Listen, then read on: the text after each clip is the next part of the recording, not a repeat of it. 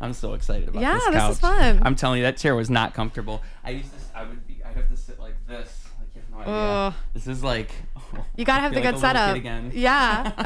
Oh, and this is the second time I've gotten to use it. Like, I don't get to use it. Yeah. Only for this do I get to use it. Nice. Oh, I feel like my legs are off the ground. I literally feel like a little kid. I don't even know how to sit in it. Like last time I was crisscross applesauce. I think that's what I'm gonna have to do. Yeah, it's fun. Oh, it's very fun. Yeah. Well, it's exciting. You know, you need new things in your life. You I do. think that's what it is. I think you need new things. You got to spice life up every now and then. That's why you got to go on vacation. That's why you got to do special stuff. Yeah. Life has to be fun. Yeah. I mean, like, are there any new things in your life? You got any new things? Any new things in my life? Yeah. Let me think. Well, so for the last 3 years, I have not been drinking caffeine. And I don't know about that. I recently started drinking Celsius before I work out. That's caffeine though, right? Yes. And it's the best thing ever. I'm like, why have I not been doing this for 3 years? But Well, you stopped for a reason. yeah, I fainted at work. Right. That's a good reason. At my office job. So, like, you drank a lot of caffeine and then you fainted, presumably. Yeah. Well, I didn't exactly faint at work. I was at work. I was not feeling well. And my team was like, go home. And I was like, no. And they were like, go home. And I was like, okay, everyone's going to hate me because I'm going home because I'm not feeling well. So I go home and a few days go by. I'm dizzy. I'm so dizzy. I literally can't sit up straight. I can't do anything. And my ex-boyfriend was like, you need to go to the doctor. And I said, okay, will you take me? And he said, no. And I was like, cool. So I take myself to the doctor. I tell... He was on the right track. Yeah. And so he says, go to the doctor. I say, okay. So I go to the doctor the next day. The doctor's like, what's going on? I'm like, I'm dizzy. I can't eat. I can't sleep. I can't sit up. I can't do anything. So then she gives me like an injection of, I think like saline. And then I fainted. And then I threw up. And then they were like, okay, they took vitals or something. And they were like, you're extremely vitamin D deficient and you're dehydrated and you need like some like very carb heavy food. And she was like, who do you live with? I was like, no one. And then she was like, who can you call? And I was like, my boyfriend. And she's like, okay. So I call my boyfriend and I'm like, you need to come pick me up. And he was like, I can't, I'm on the phone with my family. And the doctor, I literally handed my phone to the doctor and the doctor was like, you need to come pick her up right now. So then he comes and picks me up and he gets me some food and then he left because he had to go finish talking to his family. And I was like, cool. All that to say, I stopped. But where does the caffeine come in though? I was too dehydrated from drinking so much caffeine. And they told you that? Yeah. And they were like, cut out the caffeine for a while, just stick to water. Like you can have decaf. And so a while was 3 years. Yeah. Yeah. And so I would have caffeine every now and then. But so I kind of stopped and then I just have been... Well, caffeine's really addictive. I don't think people realize. Like, so I always addictive. say, like, you know, people think about drugs. Like, people say, like, there are people who will say weed's not a drug and weed's obviously a drug. But, like, caffeine is, like, the drug that I think no one It's a drug. realizes is a drug. It's and, a like, complete drug. Sugar's a drug, but caffeine and sugar. If you cut those two things out of your life, like, you would be depressed and sad and you would be lonely. It ruins you for, like, a long time. Like, there's a big period of time. I think it's a spiritual exercise to stop drinking caffeine. That's how I feel about it. Because I've had times where I've really tried and I cannot do it for a prolonged period of time. And the thing is when you do that and then you drink caffeine again, you're like, oh my God, it feels like the nectar of the gods. Yes. It's completely different than it ever was before. It hits so good. Yeah. Like you should always... For me, 3 days. I'm talking about 3 days of no caffeine. You're talking about 3 years. Yeah. I literally can't imagine. It's got to be crazy. It is crazy. Talk about feeling like a kid again. You literally feel like a kid, like drinking caffeine for the first time. I see, and I think I just screwed myself up because I used to carry around a 2 liter of Mountain Dew at school. Yeah. And it was really bad. And I used to, when I would go to the gym with my mom, I would have, those big cups you fill with water. Well, I would have coffee with coffee creamer. It was like brown. At the gym? Yeah, the gym with my mom, and I was like 12 or 13. It was full of coffee at like 8 p.m. That's insane. Were you like working out too, or were you... With coffee and sugar and creamer? Yeah. I mean, live your life. I mean, you're here today, so I guess it all worked out. Maybe it was good for me. I don't know. I can't explain the science of it. Yeah. But it's what I did.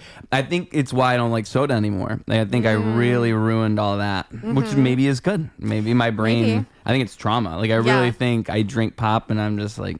You're like, this isn't for me. And I think my body is telling me, like... Oh, it's like a Pavlovian response or something.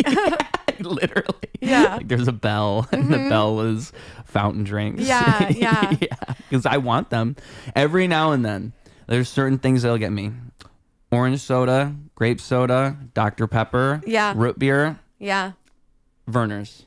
What's a Verner's? I've never heard of that. Ginger ale. Oh, okay. But ginger ale in general. Really, and ginger soda. That's awesome. There's ginger soda and I really like it, and there's a certain one I like, and then I looked at the thing and it said 90% sugar, and I was like, oh, I like this because it's basically Mountain Dew. Yeah. Is Mountain Dew like ginger ale? Is that what it is? No, but like when you think about it, like just the amount of sugar that's in this drink, and then when you drink it, I feel like it's not the strong ginger flavor is not far off from like a strong lemon lime. Isn't that what Mountain Dew is? Lemon lime? I have no idea. I don't know either. And I was talking to somebody else about this recently. I was like, no one really knows what Mountain Dew is because there's off-brand Mountain Dews, but nobody's like Mountain Dew. Like there's Moon Mist, which is Faygo. There's like Mountain Lightning, which I would see like the off-brand ones you see when you go like up north or in the south. You see like Mountain Lightning. I don't know what other ones there are, but there's a million Mountain Dews. Wow. But there's no Mountain Dew. Same thing with Pepsi. Same, like they're all so specific. Like I feel like it's like the mafia. Like they must like safeguard. That'd be a good TV show. Yeah. Like the mafia, but it's just soda. Yeah. Because nobody knows the ingredients. I think with Coke, it's like nobody knows how to make Coke, but it's two different guys, and each of them know half. Oh, it's something like that. It's crazy. Like it's crazy. And then Coke and Pepsi, and there's the whole thing where it's like people say Coke and Pepsi taste different, but do they taste different? I don't know. I don't think they do. Yeah. But they maybe. Like I think it's all marketing. And I think if you really did a blind test, you probably couldn't tell. I think if you did the off-brand ones, you'd be able to tell. But I think if you did Coke and Pepsi, you probably couldn't. Even the off-brand ones, I think it would be pretty similar. Maybe if they're like a really cheap, like RC Cola. Yeah. See, that's like, to me, that tastes cheap. Like, I feel like if I drank that next to Pepsi, I would be like, no, that's not Pepsi. But maybe not. Maybe not. Maybe it's all. I really, yeah. But all that being said, I try not to drink soda anymore, and no one drinks soda anymore. I said that I offer people soda when they walk in. No one says yes. Yeah. I think just no one drinks pop anymore. I think it's not just me. I think it's everybody. I actually kind of agree with that. Like, I feel like when I was growing up, like soda was such a big thing. I didn't drink soda at all growing up. Like it was never, I didn't really like fizzy things. Like I wasn't. I feel like that's the best part. That's what makes it. It was like good. too over sensory for me. So you must have hated Pop Rocks. I didn't like, no, I don't like Pop Rocks. I didn't like them. I probably still wouldn't like them now, but I don't think I ever really liked them, but it's just weird. Yeah. It just feels, it's like a fun, weird thing to do. Like who likes Pop Rocks? Right. Who's like, my favorite candy is Pop Rocks. I'm like, you're addicted to drugs and your favorite candy is Pop Rocks. I wouldn't hang out with that person. No. That's a red flag. Yeah, it is for sure. My favorite candy is Pop Rocks. I just like to put it in my mouth and let it pop. Like, what? Yeah. Because that would be what they would like. There's nothing else to it. There's no flavor. You don't like move it around. You don't enjoy it. You just kind of have to put it in your mouth and let it pop until it's done. Yeah. That's it. And then you swallow it, I guess. You swallow it. Like gum is better. There's a million things that are better than Pop Rocks. Yeah. I do. Yeah, I can see why you'd hate it. But just things that are in your mouth that fizzle and sizzle. Man, I'm trying to think of other stuff. Like it's just soda and Pop Rocks. That's really it. But I'm missing out on much. Now I don't mind fizzy things. Okay, you came around. Yeah, I tried Diet Coke when I worked in an office, and they had like free like sodas that you could grab. So I'll have a Diet Coke, but it's okay. I was drinking like those diet caffeine-free Cokes for a while. That sounds amazing. I don't even know why. I think it's because I was trying to not do caffeine because I was like conscious of that. And then there was the diet one, but really I would have rather had Coke Zero caffeine-free because I like I don't like the aspartame. They put it's the diet flavor I don't. Yeah. And they all taste like that. Whereas like the Zero, but even then, it's probably some other thing that just is tricking me, and really, it's just as bad. It's all bad. It's probably just as bad anyway. It's all bad. You've seen the dirty soda things? No, what is that? Oh my gosh. So that's like a social media thing where I think it's like, I don't even know. I think it's like dieting white girls who are really into it. Like it's like, why are you coming at me right now? Well, it's your people. Yeah. Maybe you'd understand. So they like, I think what it is they have a soda and then they just put a bunch of extra shit in it. Or maybe it's like they have you know what? They're tricking themselves into thinking it's healthy. So I don't think you start off with a soda. I think you start off with like a base, but then you just put like this and this and this and this in it to make your own soda. And by the time you're done, you've made something way worse than a regular soda. But they're tricking themselves into thinking it's healthy. I want to say that's what it is. It's something close to that. Like it's worse than regular soda, but they're calling it better than regular soda because it's like a mind trick. And I think it's because it's not carbonated. Like it's like maybe it's based in something else. There's a whole mental trick to make it okay, and that's what's fascinating to me about it. Is like it's obviously less healthy, but you know, people do these things in their mind to make it okay. No, you don't have to tell me about that. I know what it's like to have to, you know, tell yourself you're doing it because you want to be a certain way, but it's actually because you are trying to like lose weight or something. Well, oh my God, if only I had that problem. I've been trying to gain weight my entire life. Mark my words right here, right now. You know, maybe one day I'll get fat. That's my life goal. Maybe one day I'll get fat. So I always tell people there's skinny problems. Okay. What are your skinny problems? I never am satiated. I eat and then it's never over. Are you like 12 years old? Like what? It never ends. It's like I eat and then, okay, that was good, but I feel like I could eat more. And then when I eat enough, I'm just tired. And then when I sleep and I wake up, I have to eat again. And it's like never at any point am I done. Like, and whereas I feel like if you had a normal metabolism, you would just eat and then, okay, this is good for a while. No, like never. Wow. Those are skinny problems. All those tall people you see that are super skinny, those are their problems. They have to eat all the time. When you see people who work out all the time and it's like, oh, well, I eat 9 meals a day because I'm The Rock. That's the problem. Yeah. You can't escape eating. Yeah. Whereas I feel like if you're trying to lose weight, it's almost the opposite. Like you eat too much and you have to eat less, whereas I have to eat too much just because I have to. And I can't even... And then like somebody who's trying to lose weight will see like, oh, your problem sounds awesome. And it's just, I feel like it's almost like girls with straight hair are always jealous of girls with curly hair. They always want the other one, you know? I don't. The grass is always greener on the other side. You don't ever think like, I want curly hair? No, so my mom has really curly hair and she has such a negative relationship with her hair that I swear I don't have any younger siblings. Oh, there you saw it firsthand is what it is. No, literally my mom was always trying to get straight hair and I had straight hair and I've never had... I mean, my hair is amazing, honestly. Yeah. Like, it's really thick. No, I'm serious. People are jealous of my hair, and I'm like, I get it. Like, my hair is really thick. It grows really fast. I never get split ends. I mean, I dye it blonde now. What's your secret? No, genes. Wow. Literally nothing. I mean, I do take care of my hair. But you know, I can let my hair just kind of do its own thing and it looks like okay for the most part. Like, I mean, when I do it, it obviously looks better, but yeah, no, I'm very content with my hair. But you know, there's obviously other things that people have that I wish I had. So of course. Yeah, obviously. Of course. Yeah. Well, congratulations on your caffeine journey. Thank you. Thank you. That's kind of a boring new thing that's going on in my life, but I think that's a cool thing. I think that people don't realize how addictive caffeine is. It's so addictive. Yeah. And I actually am like, okay, I only drink Celsius before I work out. I work at a gym, so I only drink a Celsius before I work out. And so the days that I don't work out, I'm like, oh, I really want a Celsius. And I'm like, no, it's literally like a performance enhancement drug. Like it is used to, I mean, if you read the can on Celsius, it says like for like athletic, like you're supposed to drink it before you work out.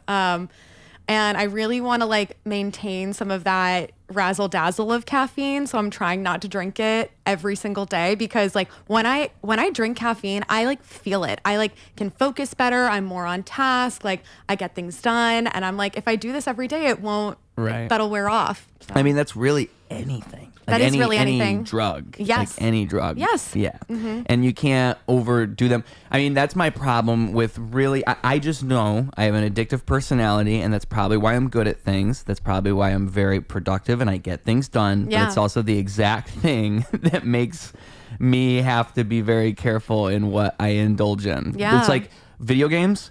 There are certain games that I will play, and then I'll play the game like every day. I'll play it all the time, and I'll think about it, and I'll be like, okay, so I'm just gonna finish this game, and then out of nowhere I'll just like stop playing the game and I won't even finish it.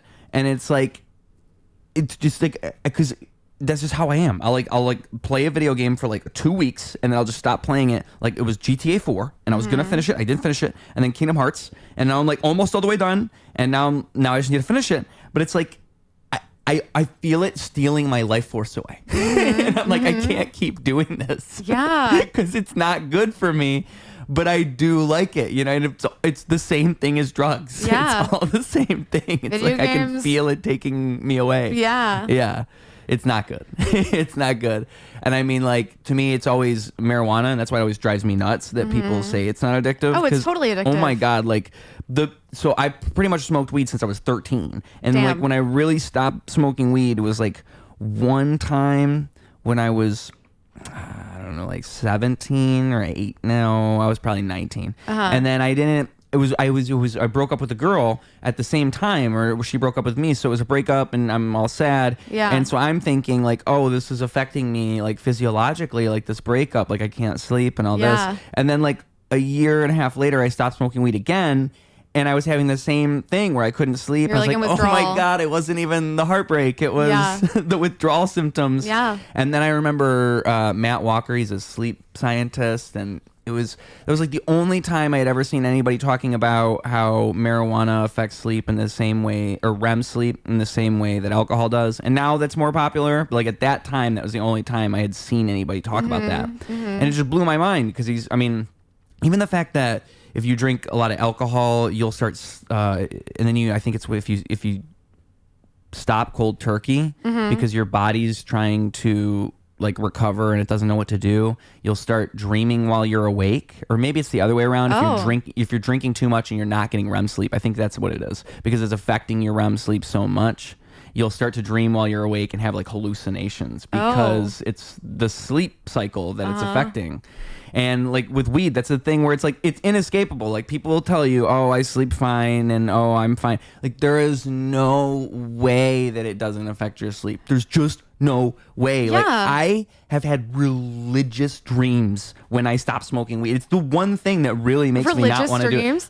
Oh my God. Like the God is visiting you? craziest dreams. Like religious in the meaning where it's like the type of thing where you wake up and you want to go back to bed because it almost felt realer than real life. You're like, oh my God, like what even was that? Yeah. And it's because if it's like a physiological thing, if you're trying to explain it scientifically, it's probably because my brain is trying to make up for years and years and years of lost sleep. And so I don't even know how to interpret that. Yeah. Like I remember one dream, it was like I was on a family trip, and it was just like, it just felt like a real thing that had happened. Like it's so hard to explain. Yeah. It was like a memory that was in my mind that was replaying. There was a thing that should have happened, but it didn't happen. And it all, it was hyper real. Like that's what's so hard to explain about it too, is it was all so real. And it's another one that I'll never forget is I was in a tunnel, and I was coming out of a tunnel,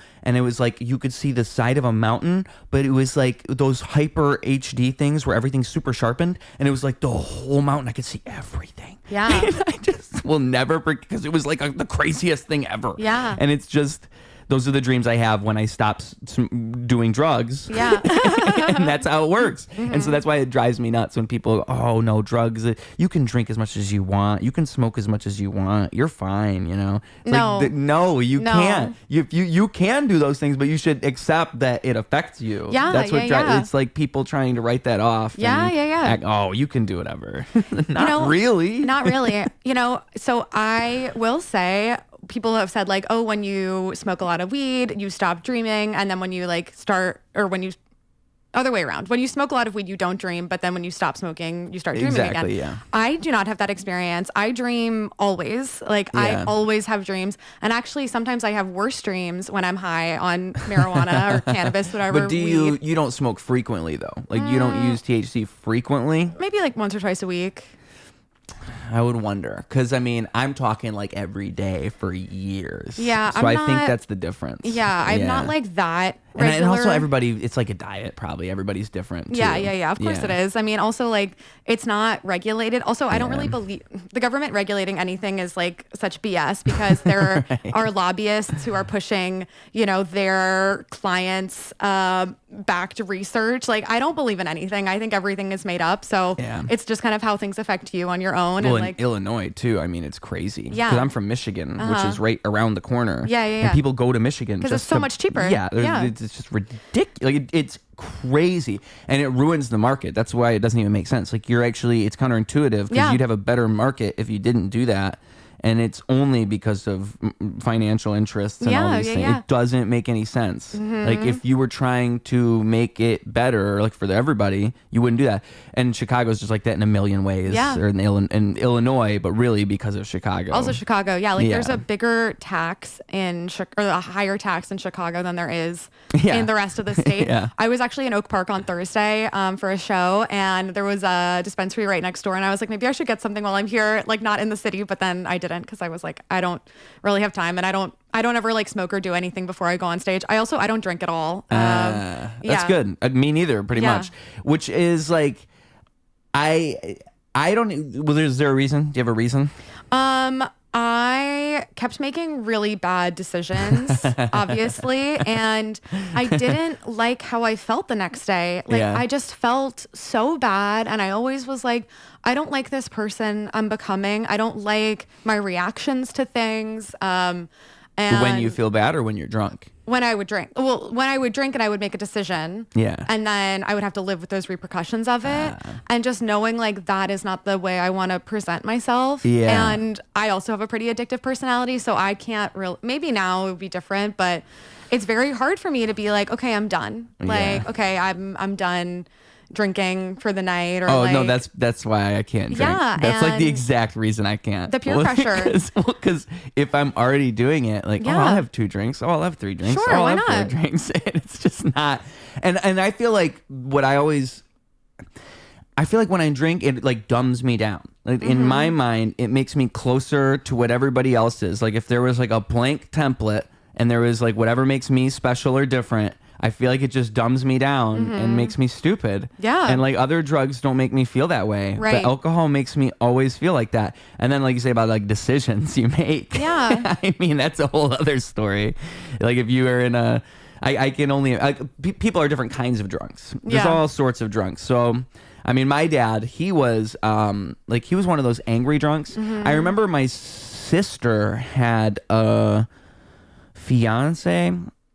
At the very least, a baby daddy, right? And he was angry drunk. He was the type of guy, he would drink and then he would just be an asshole. Yeah. And like, there's people like that too. And my dad was kind of like that. Like my dad was an asshole, but this guy was like an asshole.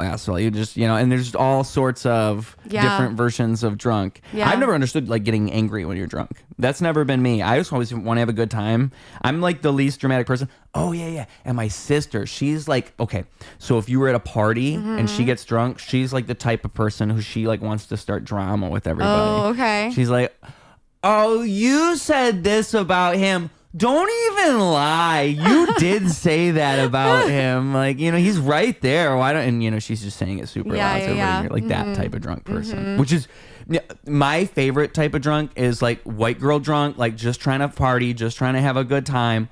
That is my absolute favorite type of drunk. It's like almost like I feel like I'm like my it's just like a personality type I'm attracted towards because those girls are just the best. I mean, because they're like, they just get like, and it's like sometimes they're calm and they're like shy when they're not drunk, and that's what makes it even funnier. Because they're like, they show up and it's all normal, and then they're drunk and it's like a whole different personality comes out, and they're the life of the party, and they're like, oh, let's take shots. Those girls are the best. Yeah. Yeah. So, that was but with that being said, I don't even drink. I really don't even drink. But I do like. I'm entertained by the different ways people respond to alcohol, I suppose, because I'm just an addict, and I just take it too far. That's why I can't touch it. It's not good for me. Mm-hmm. Yeah. I mean, did you drink a lot? Were you drinking often? I mean, I was in a sorority in college. Oh. And I was a theater Well, you're school. Surrounded by it. I mean, it was also the college experience I wanted. Like, I wanted to party. I mean, I go a little too hard with everything. Like, I'm a very high achiever. So, and I always like think people aren't gonna, I always am like, I have to prove that person wrong, which is actually something I'm really trying to like undo. But in college, I was like, I'm going to get straight A's. I'm going to be popular, and I'm going to like do a good job in school, and I get to party all the time. Like, I get to do all of these things, and no one's going to tell me otherwise. Like, you think I can't party and also get an A in your class? I will. Actually, one of my professors, she said to me at the end of freshman year, she was like, you know, we have a lot of issues with girls in sororities because they aren't dedicated to their schoolwork. And I was like, okay, well, you're wrong. You're wrong about me. I'm so dedicated, but I can also party and hold my liquor, and I'm going to be the life of the party. I'm going to be so fun. That was your mission? Yeah, that was my mission. So yeah, I partied all the time. And it sounds like you did it. I mean, I graduated with honors. So yeah. But I didn't sleep. I didn't have, I made poor choices like interpersonally with like my friends and people I wanted to date. And so there were long-term repercussions. Oh yeah. Well, because this is the thing is I was constantly like pushing myself, and it was college, so I had to make the most of it. But life is not like that, you know. Life is not Life is not, you know, in these 9-month increments where, you know, you work really hard and you get a good grade. Like, that is not how life works. Like, I actually had a big, like, when I graduated college, I kind of had a what am I doing with my life, because my whole life had been, you know, get this teacher to like me so they'll give me an A, and that's just not how the world works, and that's not how being a student, like, really nothing matters. Like, those A's that you got, I think it's important to do well for you, but like those A's that I went so hard after, and those teachers that I really wanted to like me, like, for what, you know? Well, what was it that you were trying to, like, what was the career path in all this? So I went to school to be an actor. Okay. I'm not an actor anymore. I tried. It's very hard. It's not very fun.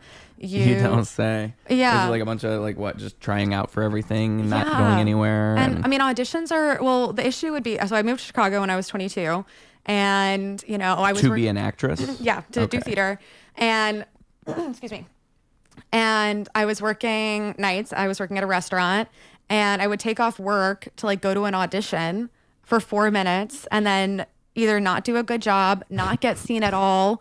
And then I, you know, or I go in for 3 minutes, and then, you know, I've taken a night out of my paycheck. And I was just like, when was this? How long ago? This was 2017. It's like 10 years ago. I wonder, like, if in 2020 it moved to virtual auditions for a lot of things. I feel like that's a lot more popular now. Yeah, it is more popular now, definitely, for sure. But also, like, the comparison game of it all, like, you know, it's me and 12 other girls who look exactly like me, except they're more beautiful and more talented and more charismatic, and they get booked for whatever reason, and I don't.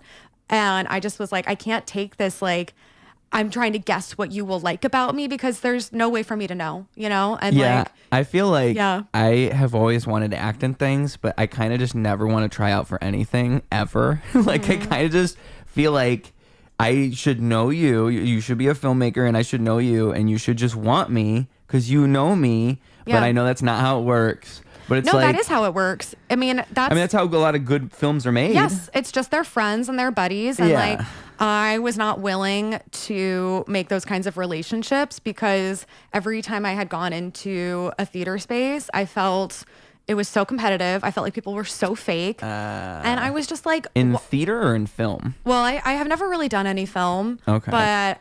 in theater specifically, it was just like, oh, well, what are you working on? Oh, I know that person. Like, you know, I think there can be community, and I think it is true, but at least from my experience, I could never get to a point with people where I was like, you're actually my friend. Right. Like, which in Chicago, in theater school, like that's my family. Like, my theater school cohort, those are my like ride or dies. Like, love them so much. But the professional world is very different. in my opinion. Professional world versus like what do you mean? Like, what's the difference between those two? So like when I was in theater school, it was a very small pool to pick from, you know. We all kind of knew what roles the school was tailoring the shows to us, you know. They were picking shows where they were like, okay, we can cast Claire in this, we can cast this person in that.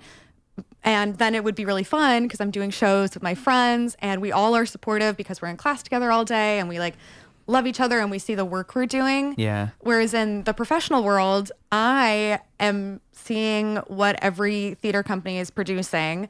What auditions can I go out for? How can I game the system to pick the right monologue to audition with, the right outfit, like constantly guessing what the other party is going to deem appropriate and best.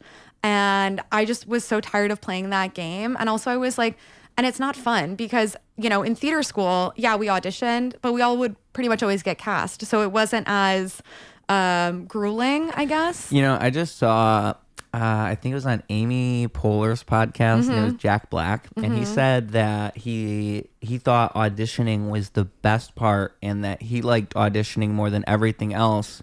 And that was his favorite thing to do. And he kind of, like, he almost preferred it to when he was, like, out and doing the role because he could think about the audition and he could make it up in his head and do all of his own thing. But when you're doing the role, there's so much more pressure and now you have to do it their way. Yeah. So I feel like he's wrong. But that was an interesting perspective to have. I've never heard anybody say that before. I don't think he's wrong necessarily. Well, I think because auditions are interesting in that, right? Yeah. It is kind of your own approach to whatever the monologue is or whatever the thing is. Like, right. If you do it right, you're making it your own and you're putting your own thing on it. That's what you ideally would want. Yeah. But I also feel like it's just like, I can only imagine, like, because I feel like it's the same thing where you can only give yourself away to so many things. Yeah. And if you're giving yourself away to like a million auditions all the time and none of it ever goes anywhere, yeah,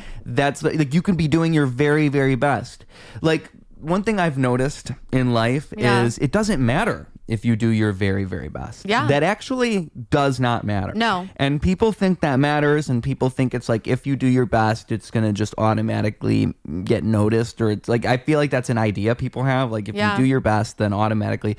But like, I just know for a fact that's not true. Yeah. And it's actually more about doing your best and like somehow getting people to actually see you doing your best, because no one ever sees it unless you somehow figure out a way. Yeah. And the problem, like with auditioning, would be you're doing your very, very best all these times, and the only people who see it are like two people in a room. Yeah. And no one else sees anything. Here's the thing. I was not doing my best because I was just fucking around being 22. Yeah. And also, I didn't really like it that much. Yeah. I really missed the structure of school. I felt very out of water. I went to school in New York, and then coming to Chicago, everyone was like, what, huh? Like, you don't have any connections here. Right. And also, I wasn't a very good actor. So that was a big part of why I wasn't getting booked, is because I was not very good. And you knew you weren't good? Well, did you know? I didn't want to believe it. But here's the thing, is I didn't want to put in the work to be better. And that's something I've realized later on when I would try to do auditions. I was like, I don't want to do this. I don't want to do this. Yeah. And I was like, okay, well then why am I, labeling this as like my dream when it's not really working? And I feel like that's like the worst career you could do that with, because you'd be like acting to be an actor. Yeah. You're not even an actor, but you're pretending to be.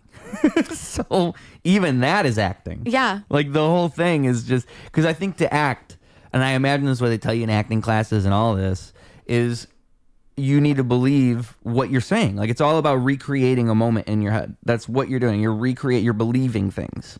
And if you want to genuinely make someone else believe it, you have to believe it. And so if you're going into things not believing it in the first place, then I just feel like you could never, ever truly excel, because you don't actually truly, like it's kind of like any art. Like if you don't really want it, you're probably just never going to do it. It's probably never going to happen because you didn't want it in the first place, you know? And if you really are honest with yourself, you would know. Yeah. But people fool themselves again. Yeah. Oh no. Yeah. I really, really do want to do this thing. And then they do it for years. Well, and there's a lot of like, and I feel like this is true across a lot of arts, is people blaming other people for their lack of success. And I won't say that there isn't industry and there isn't politics and all that kind of stuff, but I think in comedy it's that's the whole gatekeeping everything. Yeah. It's not me, it's this person, but I think like you can do that with anything. Yeah. Any sort of, that's why it's kind of reductive in my mind, because you could take any situation and say, oh well, if they did this, then it would be different. It's like, yeah, wouldn't that be great? I have some friends who are like artists, like paintings and sculptures, like that kind of art. And they constantly talk about galleries and how hard it is to get into galleries and be on shows because they're picking the same works and all this kind of stuff. So I'm like, it doesn't matter what your medium is, there's always going to be some sort of gatekeeping. Oh, everywhere. And or where you are. It doesn't matter what city you're in. Oh, it doesn't matter at all. Yeah. And so for me, I started doing improv, and then I was like kind of over improv because like it's hard to get a group of people together. So I was like, I'm going to try stand up. And that's like, kind of the whole thing, is just having a good group of people. Exactly. Yeah. And then, COVID and my improv team kind of just like disintegrated, and that's why I tried stand up, because I was like, okay, this is just me. They all got COVID and disintegrated. Yeah, they all disintegrated into the air. They're all gone. None of them exist anymore. No, that's not true. They just moved away. They moved to Evanston. That was the image that popped into my mind. That's funny. But yeah, there's always something that's going to keep you from doing something. Yeah. That's not very eloquent, but there's always going to be a block in any career, and it's not just the arts, it's not just entertainment, it's in medicine, you have to, get your degrees and all these things. So it's like, what do you want to do, and what are you going to be willing to do to keep going? And what are you willing to like sacrifice your time and your effort into? And if you view it as sacrifice, like that's what it felt like for me with acting. I was like, I'm sacrificing hours I could be working, doing all this stuff. It feels like a loss. Whereas like, with stand up, sometimes an open mic feels like a loss, but I've also realized, I'm like, okay, if I'm going to go to an open mic every day, that's actually not helpful for me because I'm not working on new material. It's helpful in making connections, but if I'm actually not a good comic, it doesn't matter if I'm buddies with that person. I mean, I guess it kind of does, but like, especially because I'm a girl, like they'll pick their buddy dude over me any day. Yeah. Unless I'm really good. And so I would rather only go to 1 or 2 open mics a week. Yeah. Really do a good job. And then that's how I get booked. Yeah, because some people just go to mics as like just a matter of doing it. Yeah, or just a matter of hanging out with friends. Or just and I feel like fine, if you want to do that. There's a million things you can do. I just feel like it's all about what your end goal is and what you're really aiming at. And like, I think, it kind of goes with everything else you're saying, where it's like, if your ultimate purpose is like, I want to be the best stand-up comic of all time, then in my mind it's like no individual open mic really even matters. It's just about how do I get from point A to point B, and what are all the things in between, and like what does that look like. And maybe going to too many open mics isn't that, because then you're just overindulging and now you're just hanging out with people all the time. Really, it's really, you're just hanging out with people. That's what it becomes if you go to open mics every single day. You're just hanging out with your friends, which is cool. I mean, it's fun. Super cool. It's cool to have a community. I love the community of it. Like, it's so fun. I love also going to an open mic and having it be non-committal. Like, I just go and get to see my buddies, but it's not like, okay, we're going to mark on our calendars that we're all going to go to this thing, this date and this time, and we're all going to stay for this number of hours. Whereas like, I can go to an open mic, see my buddies, catch up. We're all interested in comedy. You can talk about our shows or like. And it's non-committal, but you also don't know who it's going to be at each particular one. Like there might be like regulars, but a lot of time you really don't know. Yeah. And what I like to do is, if I'm bringing somebody else with me, I like to, I feel like it's going to make me look cool, because they're going to be like, oh, you do have friends. Oh. Like, they're going to show up and be like, wow, you know all these people. I'm that way with shows. Like, I really try to invite people to shows because, one, it says that I'm a good product, that I can sell tickets. People will come for me. When I have people who know me in the audience, I always do better because they laugh at my jokes because they like me. They already like me. They want me to do well. Right. And then also, it's a good way for people that I'm like, it's a good way to be social with people without me actually I'm very much an introvert. Like my energy is I have to really spend a lot of alone time. So it's great when I go to a show and I can invite a lot of people and I'm like, okay, I've gotten to see all these people, but I don't necessarily have to have like one-on-one time with all of them. Yeah. But yeah, no, that's the same other thing too, where like I invite people to shows and I have all these people come and comics are like, oh my God, like, how do you know so many people? I'm like, I don't know. I just have lived here for a long time. Like, I'm really cool and have a great personality. So of course people want to come and see my shows. The answer is I'm awesome. No, kind of. I don't know. I'm just that great. I'm just that girl. And my hair is perfect. Well, yeah. I got to kind of tell myself that stuff to like keep me going, you know? That's good. That's good. Well, I think like people should practice those things. I'm not good at that. I call myself an idiot a lot. That's I really do. I call myself stupid all the time. And every time I do it, I think, I can't do that. I gotta stop doing that. Yeah. Because it's not good. It's not. I know I'm smart. Yeah. And like when I say that type of stuff around my friends who are good friends, because I have good friends, they'll be like, no, cut it out. Like, you're a really intelligent guy. You're really smart. Because they're good friends. Yeah. But my brain naturally goes, oh, stupid. Like, cause like I'll do stupid things. Like I am smart and then I do stupid things. That's what's annoying. It's time to go. Well, better grab that thing that I just picked up 5 seconds ago to remember to set it over here so that way I would bring it out the door. But I guess when I grabbed it, I must have gotten distracted. Like, and then I learned, and the lesson I always have to relearn is I have to be conscious of everything at all times or else I'll get distracted. It's like, I probably just have ADD, but... Yeah, it kind of sounds like it. Because you're like, I have to finish this video game. I was like, okay, so you need to go on bupropion just like me. Like, I'm pretty sure that's what's going on with me. Yeah. There was a point in time where I was trying to get on ADHD medication. Yeah. But I kind of feel like that was the addict in me that just kind of wanted to do Adderall. I kind of think that's what it was. And then they told me, the psychiatrist told me, they're going to do random drug tests to see if I was smoking marijuana. And then they wouldn't give me the... And your psychiatrist, when was this?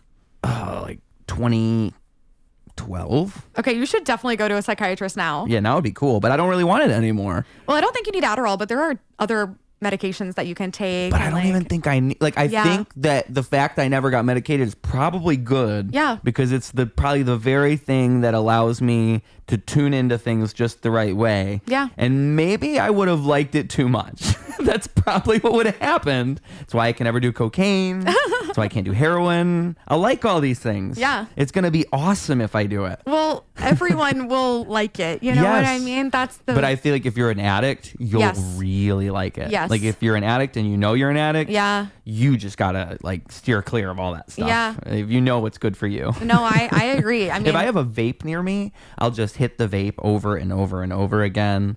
Like I will do, if I do meth once, it's over. You're like, I'm already dead. Might as well just end it here. What's gonna happen? I'll be like, oh, that wasn't even that bad. Yeah. That's what I'm gonna think. Yeah. I'll look in the mirror. I'll be like, my teeth are fine. One's falling out, but it's all good. Yeah. It's been like 3 weeks. Like one of my teeth is starting to loosen up. I'm like, no, that's something else. Yeah, it's got to be something else. It's got to be something else. There's no way that's the meth. Mm-hmm. No way that's the problem. That's exactly probably how it happens to everybody.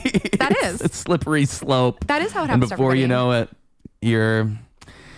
I don't even know. Like I always remember in school they would show the before and after meth people, and that was how they tried to scare you. You know, I don't know if you ever had that experience in like what class was that? It's not health class. Maybe it was health class. But it was like they were trying to tell us not to do drugs, and they would show you the pictures of kids who snorted the pixie sticks because like it would get all up in your nose, and it could really mess your nose up. I remember they showed us that, and they would also show us the before and after of people who do meth. And it's like at first they just look like an upstanding citizen, and afterwards they look like they live at a Motel 6. Yeah. Like that's basically, and they're like, this could be you. Yeah. I have two thoughts on that. Yeah. When I was in 7th grade, they were like trying to get us to like not smoke cigarettes. They were like, cigarettes are evil and awful. Cigarettes. And they are evil, but they're also cool. They are cool. Yeah. But they showed the lungs of a person who had never smoked cigarettes. And then they showed the lungs of someone who was a smoker. Yeah. And my dad smoked cigarettes, like not a pack a day, but like pretty frequently.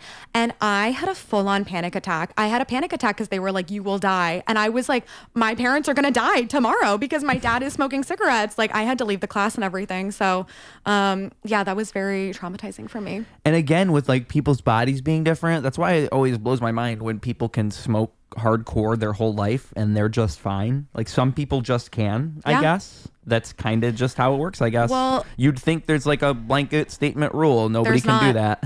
But I mean, it's also lifestyle, you know, like my grandfather also smoked cigarettes and he would say all of his issues came from smoking cigarettes. But then my grandmother would say, you don't move and you eat right. a high cholesterol food. And, you know, so like, yeah, the cigarettes are adding to it, but also it's like, how are you living the rest of your life? You know, right. It's never just one thing. No, not at all. Well, and I think that's like it's holistic. Yeah. I think everything tends to be holistic. Yeah. But it's easy not to look at it that way. Exactly. Yeah. And what you were saying too about the like, you know, upstanding citizen and then 6 months later they're like wrecked. Yeah. I was watching this true crime documentary. I'm trying to watch more because I'm afraid of fear. Like I am afraid of the idea of being scared. Naturally. And the girl, she basically like falls into a deep depression and she does drugs and all this stuff, loses like all of her friends. She's in this toxic relationship, blah, blah, blah. And the like prosecutor person is like, she was a smart girl. She was a doctor. She had all these medical degrees. Like she should have known better. She should have known to do these things. And it's like, you don't understand how when you're in like an addictive relationship or you're like addicted to drugs, doesn't matter if you're a reasonable person, like it all can go to shit. And it's, I'm not saying it's not that person's fault for doing that, but it's like, just because they were a straight A student doesn't mean this drug is going to affect them differently. It's going to affect everyone the same way. Maybe that's too much, but like, oh my God, well, crack. If it's like crack, I'll never forget when I met the first crackhead I've ever met. I've never met a crackhead. Oh my God. Right. So this was not the conversation I thought we would be having. I don't even know. Like I'll try to do the long story short version, but it's like my coworker said to me, because her girlfriend was a crackhead. Mm-hmm. And so my coworker said to me, hey, my friend just got out of prison.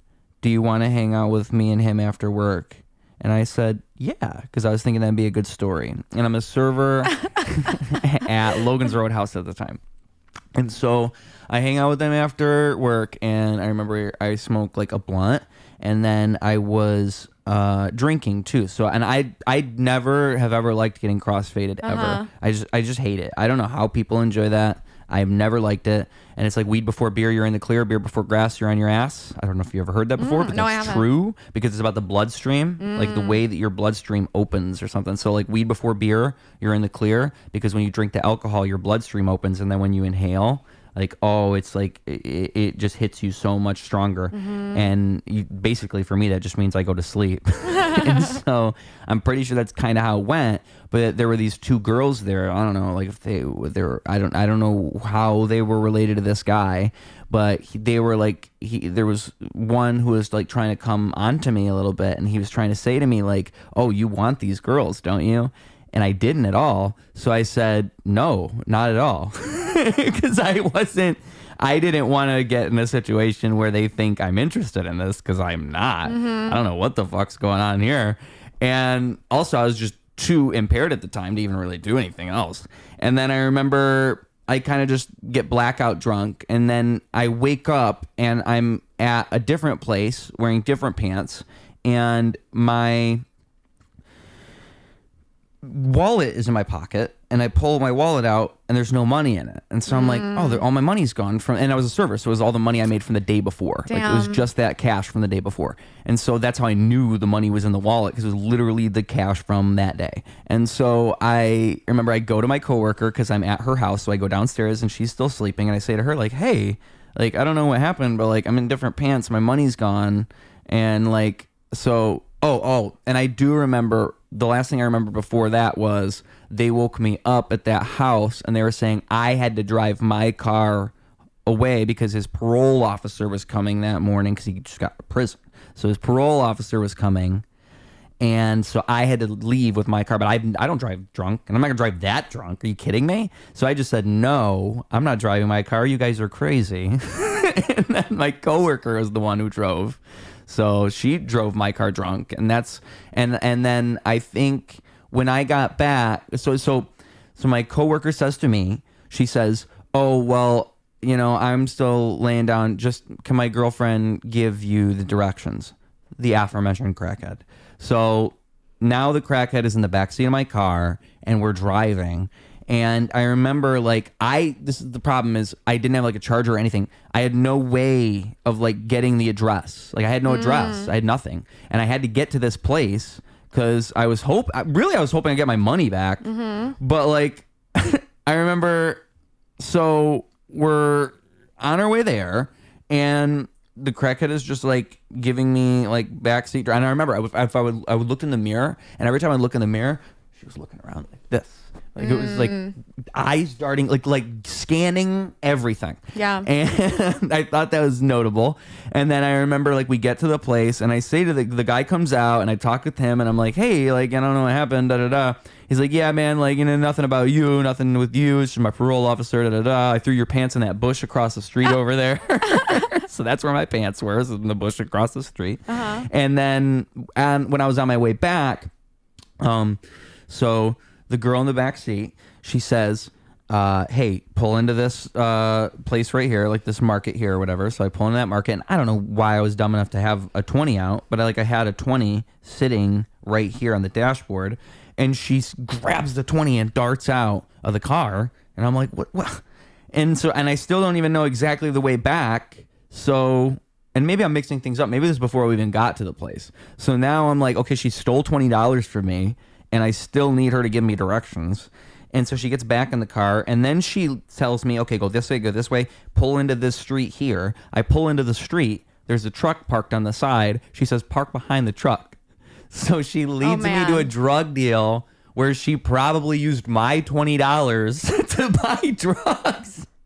And I was like, okay, this must be exactly how it works to be around a crackhead. Because it's like, they're the most resourceful people you will ever meet. Like, to her, that whole situation was an opportunity. The whole thing was like, oh, perfect. Yeah. Now I have a ride. I can make it through the day. Damn. And I was just used. Yeah. And all I wanted was my pants and my money. Did you ever get your cash back or no? No. I think what it was is when they changed my pants, because I was drunk, so they changed my pants for me. They must have seen the money in my wallet and took, oh, cool, there's $100 in here, and just stole it. Those girls who I was supposed to be attracted to earlier in the story. I think they just stole my money. Damn. The whole thing, I mean, and I guess I got what I wanted out of it, because that's why I said yes. I wanted a story, so I have this whole story from it, but don't do what I did. Yeah. I mean, if someone comes up to you and says, my friend got out of prison, do not hang out with their friend who just got out of prison. Thanks for that advice. I wouldn't have thought of that before. I would have said, yeah. That's what's wrong with me. That is exactly what's wrong. I think, you know what? Life happens once. It's good stuff. And now, you never know. Maybe they were wrongfully accused. I don't know this guy. I mean, that's true. When I showed up, he was not wrongfully accused. If my first impression was not good. It did not seem like, oh, this guy. That's what was so crazy about it. Yeah. It was exactly what you would have expected if someone said that. And you stayed. You said, I'll keep hanging out. Oh, you're right. I probably should have left. As soon as I... I'm a nice guy. Oh, you're a nice guy? Okay. I think that's the problem. I'm too nice. Like, I can't even... I would be in a situation like that, and I'd be like, these guys probably have good intentions. Like, they probably want the best for me. And then I end up waking up somewhere else. Like, I'm a child. And life kind of tells me these things, and it's like I don't have good street smarts. I think that's what it is, I don't think it's good. Like, I probably would just, if I had like what I need for someone to stop being my friend, I've learned, is they have to like physically like threaten me or hit me or be mean to me. Like, that's what I need them to be, really do something evil. I don't know. Like, what did it take for you to like end a friendship? That's a good question. I've had 2 friendships end. 2 like notable, it's over. Yes. They were both in my sorority, and one was my little, which is like, do you know anything about sorority culture? So when you get inducted into the sorority, you are given a big sister. You're big. And there's this whole like lineage, and like at my school, whatever, I don't need to go into that, but it's a big deal. It's like, this is supposed to be your like mentor, your really good friend, someone who's supposed to be there for you. Like, everyone wants like the best big little relationship. And me and my big got along super well. We're still friends. She lives in New York. Like, we don't talk that often, but like, I love her. She loves me. Like, if I ever need anything, I knew I could call her. Like, I'm close. I've been close with her family when we were super close. And so it's a very important relationship. And when you're recruiting for your sorority, there's a vision where you are trying to kind of pick girls that you could see as being your little. Like, this could be my relationship. So this girl, Beth, ended up joining my sorority, and we were super good friends, but she was very manipulative, I guess, and very insecure about our relationship. And she basically would be like, you're not allowed to take any other littles. Like, we're best friends. Like, we don't need any other friends. She visited me for my birthday one year. My birthday's in the summer, so it was like not during the school year. She met my home friends. She was super weird about them. Like, I'd known this girl for a year and a half, and I'd known my home friends for, I think I was turning 20. So it was like, I've known these girls for like 18 years. Like, obviously I'm close with these girls. But so that was my little. And then the other girl was my pledge sister, Shannon. And we had been best friends all through college. Senior year, we decided to live together with these 3 other girls. And Shannon would constantly be like, I don't have any friends. No one likes me. Like, no one wants to hang out with me. Whereas I was like, literally, what am I? I am consoling you here because you're saying you have no friends. And I'm here. And I just thought for all of college, like, I was being a really good friend. I was being so great with her. Like, this is what friendship is. And at parties, like, if I was talking to a guy and she wasn't, she would like feign a panic attack, and then we would have to leave. And I would be like, guys aren't important, which like, it's relative. But anyway. And then Shannon and Beth were also very close because we were all very good friends. So it's senior year, and we're planning this spring break trip. A lot of things had been leading up to this. A lot of things like that I won't necessarily get into because we don't have the time for it. But we're planning this spring break trip, and the other girls who have been organizing it, I was like, hey, can you like send me the house so I can show my mom, who will be paying for my portion of the trip, like where we're staying, like what are the plans, what are the details, how are we getting here? And the girls were really reluctant on sending me this information. And I was like, okay, I don't know what's happening. So then it's a Saturday night. Shannon is out. I don't know why I wasn't out.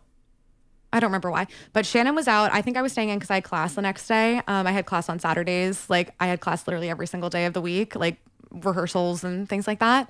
So I'm not going out. This other girl, what was her name? Oh, Brooke. She was downstairs too. She was in a different sorority, but she was like friends with us. I get this text from Brooke that's like, hey, Claire, so we ended up going with a different house. We don't have room for you on the trip anymore. You're not coming. And I was like, excuse me? And I call Shannon, and I literally was like, what is wrong with you? What is wrong with you? You didn't have the guts to tell me this. You're supposed to be my best friend. I've done this for you. I've done this for you. I've made, these times, like, I've been such a good friend to you. You've complained to me when Brooke is being mean to you, and I tell you, don't be friends with her. Brooke was also in a different sorority than us, which sounds so stupid, but I was like, you are not in D-Phi. Like, you are in Phi Sigma Sigma. Like, be happy with us. You're obviously not happy here. You've never been happy. And it's really frustrating. So, I feel like, all these layers you're leaving out would have added so much to this too, right? I know, but it's so convoluted. But then I ended up doing some shitty things. Like, there was this guy that she had a crush on who was a sophomore. We were seniors. And I was like, one night we were at the bars and I forget his name, but I was like, hey, you're coming with me. I bring him back to our house. I start making out with him on our front step.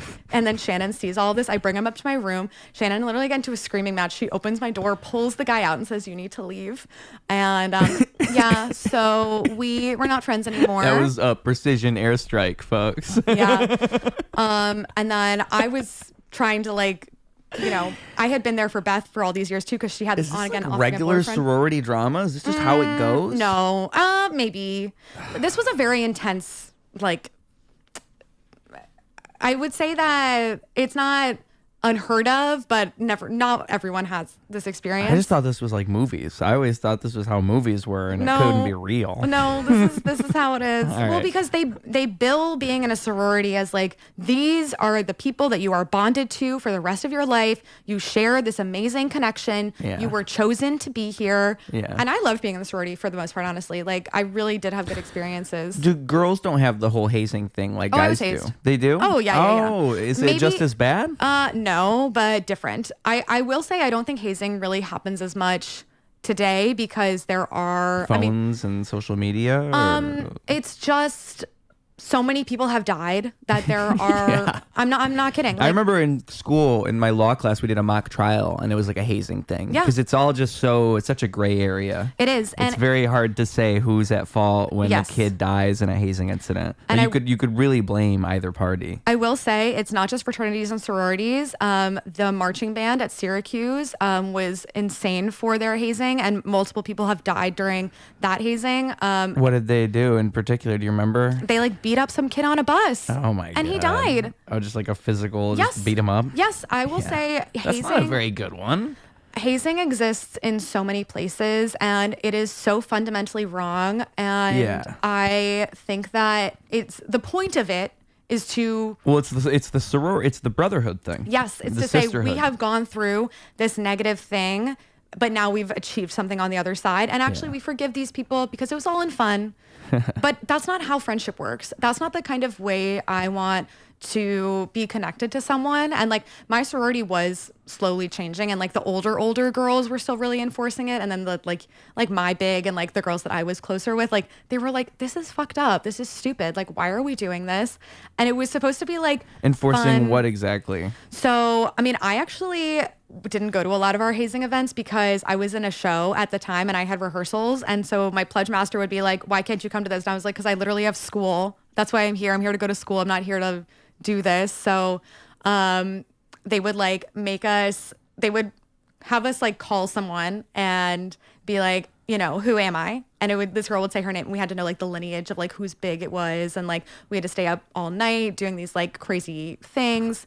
But my sorority ended up getting caught, and so they disbanded our new member education, our pledging, our hazing, and they almost kicked our sorority off campus. New member education. Oh yeah. That's like 1984, like coming up with a sweet way to put it. Oh yes, new member education. I mean, that's what it's called now. But it's not as bad as before. Well, now they're like, so we got caught, we got in trouble, and my sorority was on probation so that was in 2014. My sorority was on probation until 2019, which means can't help yourself, just gotta haze. Well, they basically were like, every girl who has been here, we had to go through trainings, like multiple trainings every semester on anti-hazing measures, because they were like, this is your punishment basically. And so they wanted it to be like totally worked out and like not a thing anymore. So then afterwards, like for the rest of my college experience, like it was much more welcoming. It was a lot more about having fun, a lot more about building community.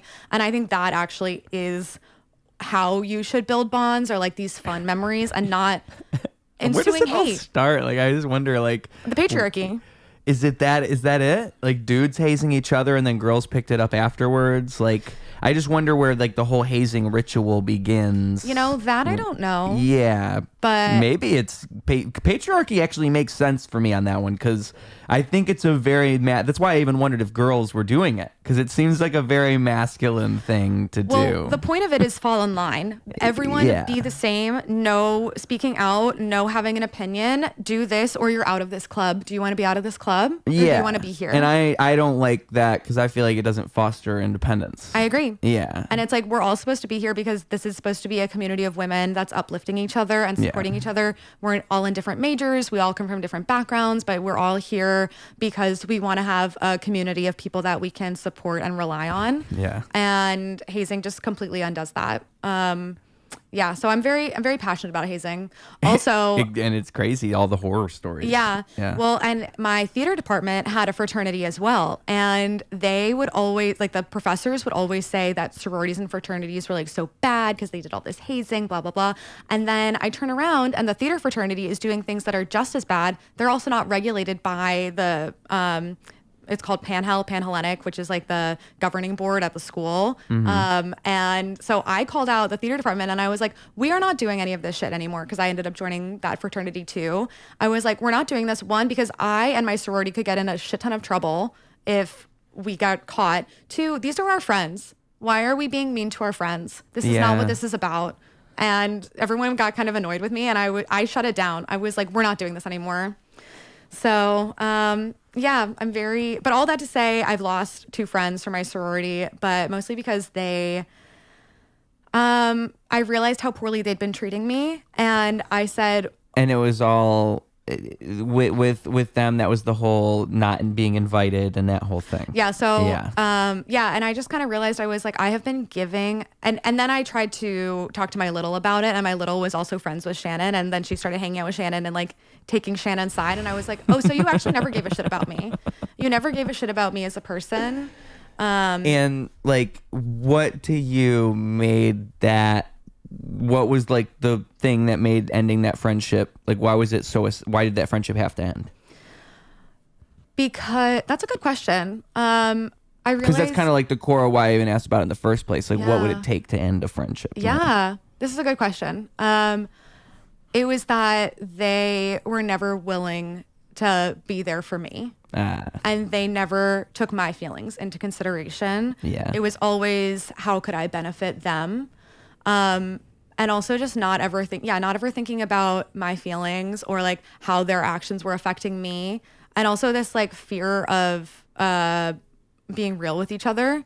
I was like, you're not actually having a conversation with me. Yeah. And I feel like, yes. And I have people that come to mind when you say those things. Like, I feel like some people in life, they're hard to get through to.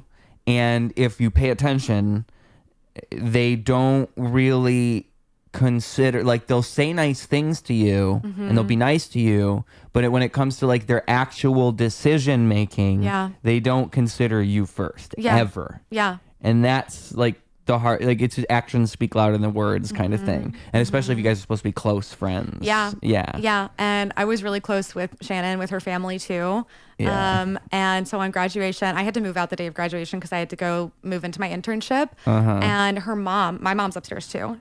Her mom comes up to my room and is like, Shannon's really sorry about the way everything worked out. Like, you're always welcome in our home. Like, Shannon would really love for you to like, we would love for you to come up to the mountain house again. And I was like, okay, bye.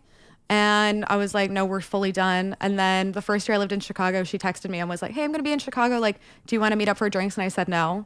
I was like, I don't ever want to talk to you ever again. And I don't take that lightly, but I was like, you really made me feel like shit and you had no remorse for it. Yeah. And you're supposed to be my best friend.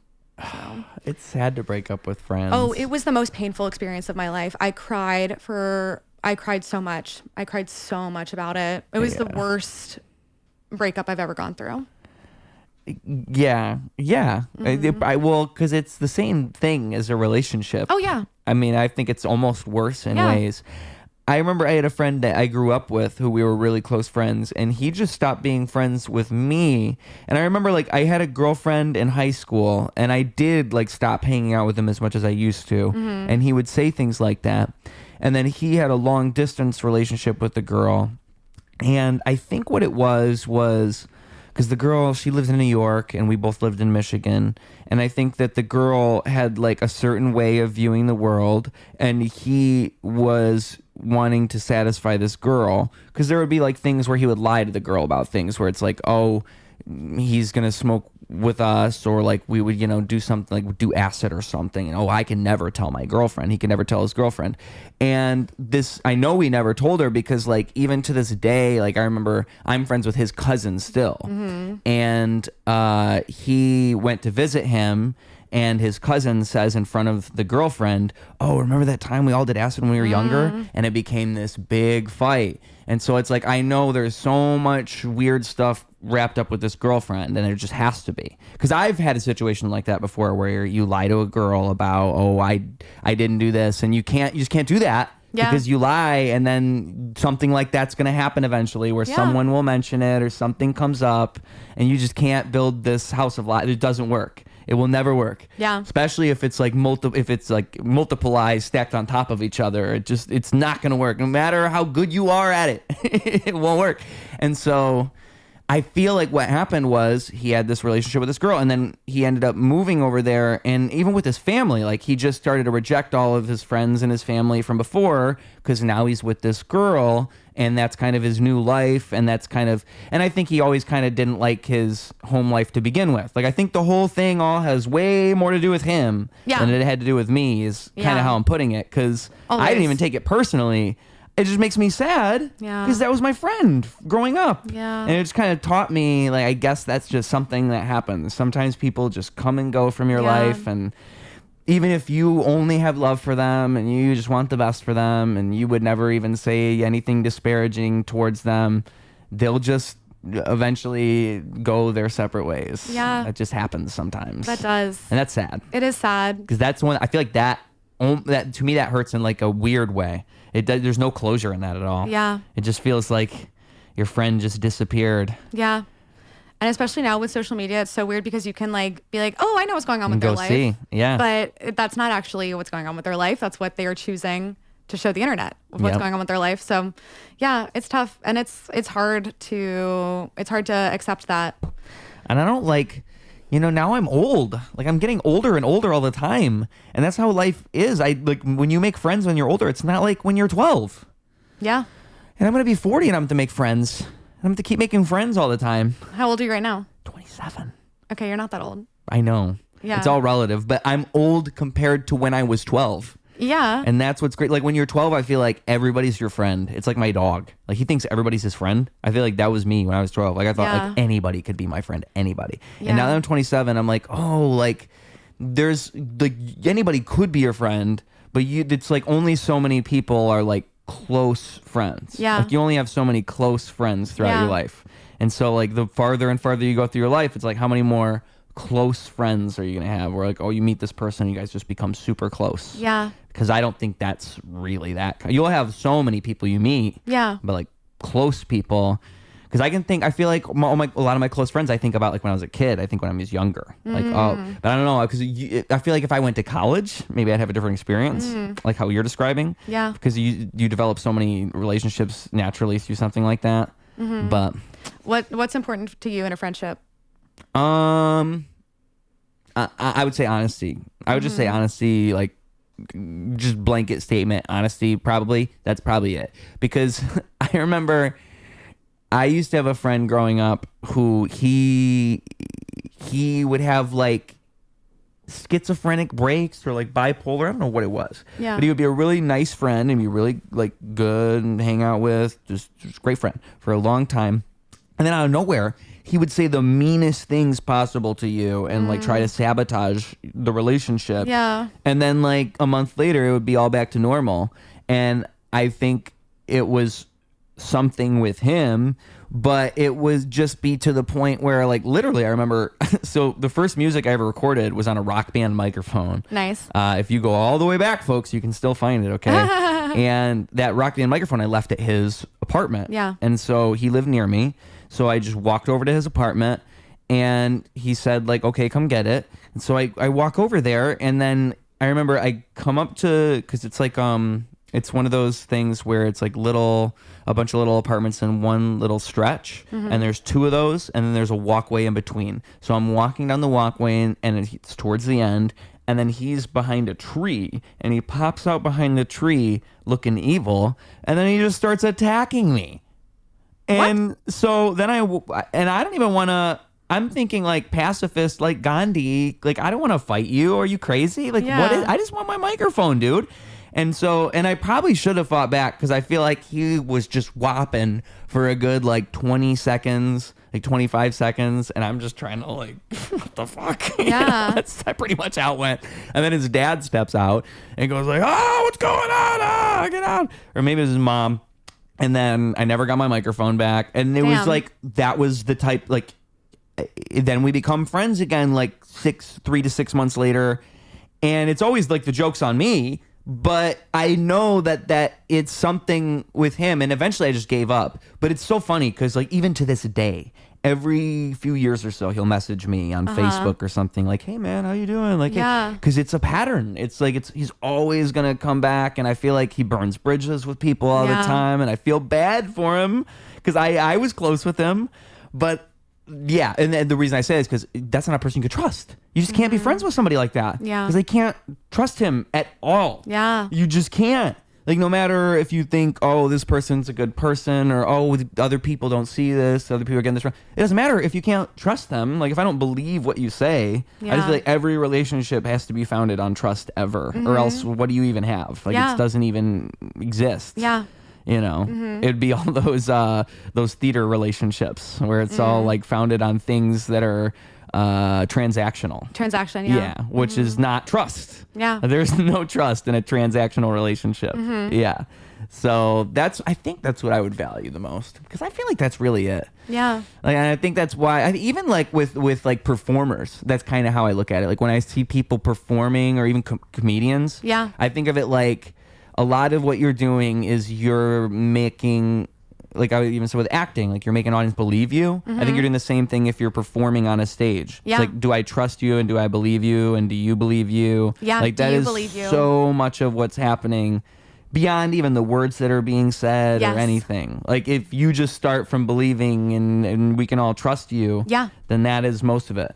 And I feel like once you do something for so long, then you're more comfortable. Like, you know, first you're just trying to say words on a stage, but eventually once you're doing that for a long time, then you can really start to do those things and really just build something in that moment, you know? Because I think so much of it is like people thinking, is this real? Yeah. I like to say all the time that people have a bullshitometer. We all have a bullshitometer. And it's like we all just feel it going off when something's not real. Yeah. You know? And that's why I think the best performers are like the best. Yeah. Like that's why like it's rare and you see somebody and it sticks out and you're like, oh, that was cool. Yeah. Because it felt real and everything felt real for a moment. Yeah. And you just trusted that person for a moment. And then everything else is like, It takes finessing. Yeah. Something I really love stand-up in a very different way than I thought. I started doing stand-up like 4-ish years ago. Okay. But I really feel like the last 2 years I've like gotten into my stride. But there's a vibe you have to bring when you get on stage that's like, we're going to do this together. Yeah, I'm talking, but I need you. You know, I need you to respond and listen. Is my story engaging enough? Are we flexible that I can go off script and we can have a dialogue? Like, do you trust me that I will also get us to the resolution? Right. And I think it's so much fun, but it takes a lot of practice to go on stage and just be like, I don't know what's going to happen. Because with stand up, you have your material, but someone could be in the crowd, you know, there could be things going on. Like how focused can you stay? And I think that's really like what an open mic can do is all that stuff. Yeah. Like truly beyond just practicing material. It's like, what is this open mic and what's the difference here? And are these people just interrupting my whole set? Because I'm gonna have to figure out how to deal with these people. Yeah. Like it's way better to deal with that at the open mic and learn how to deal with that at the open mic than at a show. Because once you've figured out how to maneuver that stuff, it just looks so much better. And it's like, those are the real things that are going to matter way more. It's like, what do you do in this situation, in this situation, in this situation? That's why I like the comedy shows that I feel like force comedians to be creative. Like I mean, roast battle is good, I think, just because it forces them to make material just for that. I think that is a good exercise for any comic. I really want to do roast battle. For the last few years, I've been like, that's not me. That's not me. I think a lot of people get that idea. But because I mean, you don't want to be a roast battle comic, and also it's just kind of lowbrow for the most part. I think it is, but also, so I was watching the Funny AF Kevin Hart's like competition show on Netflix. Okay. It's so inspiring. I'm so inspired by watching that. I didn't even know he had a... Yeah, it's happening right now. And Nikki Glaser was on an episode and they were talking about roasting and she was like, it's just jokes. She's been on so many of those roasts. Oh, I think Nikki Glaser is amazing. Yeah. Like, is her comedy necessarily my favorite? No, but I think she's a really strong writer and I think she's a really strong performer. And she was saying everyone is agreeing to be here. Like when you're on Roast Battle, I've never done Roast Battle. I definitely want to though. Yeah. Because I was so afraid of someone roasting me for a while, but I was like, wait, I would actually love a roast of me. Like, I like when people roast me. I feel like I like it in a weird way. What do you like about it? Because I never know what people are going to say about me. I'm always wondering, like, what are they going to say? My favorite one is when I performed the first time at Roast Battle and Brandon Kiefer said, guys, DMX presents DMT. I thought that was so funny. That was the funniest thing ever to me. But whatever. Yeah. It's just because it was like a roast of me. Yeah. I would have never come up with. Right. Like I can never get over that. Like it's just those. I love it so much. Another one is I remember because I was at the roast of Milo Mack and he kind of like asked me to show up last minute. And like he didn't put me on the bill or anything like that, so I don't think like normally at a roast everybody's roasting everybody, but nobody knew like to roast me because I was just there, and I didn't even roast everybody. I just roasted Milo because I didn't know the lineup either. And so I remember Natalie Whalen went up and she said like, "Oh, Ruse is here." Like when I did this podcast, you know, I had to reach over and make sure the door wasn't locked when we something like that. It was just some joke about me locking people inside. But I thought, oh, that's funny. Yeah. Because I would have never thought like, oh, creepy podcast guy locks them in the room. That's a good joke. Like I love that stuff. And again, I think it's because I like rap battles too, and it's all rooted in rap battle, roast battle. And the difference is too, I mean, because I've thought about this a million times. Really, it's like rap battle and roast battle. Roast battle is way more collegial and like we're all in this together. It's exactly what you're talking about. It's like no one's shaming anybody. We all agreed to be here. Whereas like rap battles, those are cold. Like they are being mean to each other. Yeah. Like if you ever watch a rap battle, like a good one, he'll like say something about like he'll bring out the details about how his girl cheated on him 3 months ago and he didn't even know. Like it's like he has intel and stuff. Yeah. And also he builds it into some crazy rhyme scheme and makes some like wordplay out of it. It's like that's so impressive though. and what makes it crazy is how little grace they have for one another. Like to me that's the big difference. Like roast battle, you're actually friends and you're actually being nice, and it actually goes worse when you guys don't have that. Like well, because then the audience can tell that you actually hate each other. Mm-hmm. You're actually taking jabs at each other and you're not accepting this roast because it hurts you. Yeah. And then it's uncomfortable for the audience. No, I mean, I've started watching more roasts because this is something I want to do. But it's like, if you accept it, it's so funny. You're like, hell yeah, actually that is true about me. Yeah. Then the audience is having a better time. There's one that comes to mind that I can't remember who it was. She was against. Let me see, because I think I'll be able to find it pretty fast. Mm-hmm. I know it's on Roast Battle, and I know one of the people that's in it, and it's a popular video, so it should just pop right up if I type this in. Let's see, because I don't want to get it wrong, and I remember how it goes. All right, here it is. So Stephanie Robertson and Layla Ingalls. It's got like 92,000 views from about a year ago. And just look at the comments. I mean, it's like what happened was, and it's weird because I think I saw in some other thing, like Stephanie Robertson was talking about this, and she said they had good chemistry and all this. But if you watch it, it comes off like she really doesn't like her. Like that's really what it seems like. And maybe it was just like the energy on the stage that night. There's a million moving parts that can contribute to like a weird situation on stage in stand-up comedy where it's like something isn't clicking, especially with something like that. But it's just interesting to watch because I feel like Layla Ingalls, because with roast battles, they always have their own, like, they don't usually share the material. So it's like, I have my jokes about you, you have your jokes about me. And so I think where it goes wrong sometimes is people will have different angles they're taking, and then that doesn't mesh well. And so like Layla Ingalls was just doing some like lighthearted, like light roasts. And then Stephanie Robertson's just doing like, hey, you're a bitch roast. Like, you're just a bitch. And no one likes you.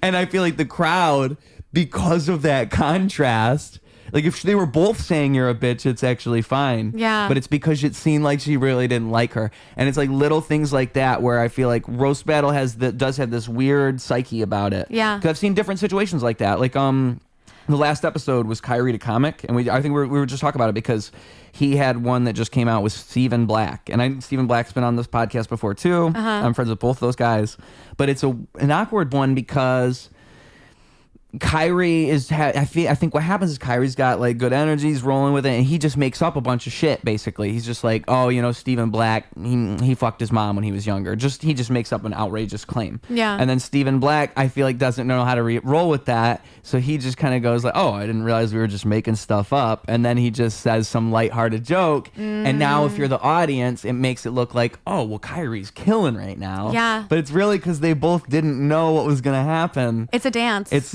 It's and improv. you have to know how to roll with it. It's that same thing from before where it's like it teaches you, if you don't know how to be yourself and roll with that moment and take whatever, and like if it seems like you really like, even that thing where it's like, oh, it seems like I don't like this person, the crowd's picking up on that, now I need to like double down on that, or something. You have to find some way to roll with that and make it work because the crowd's already going this way and you already feel it.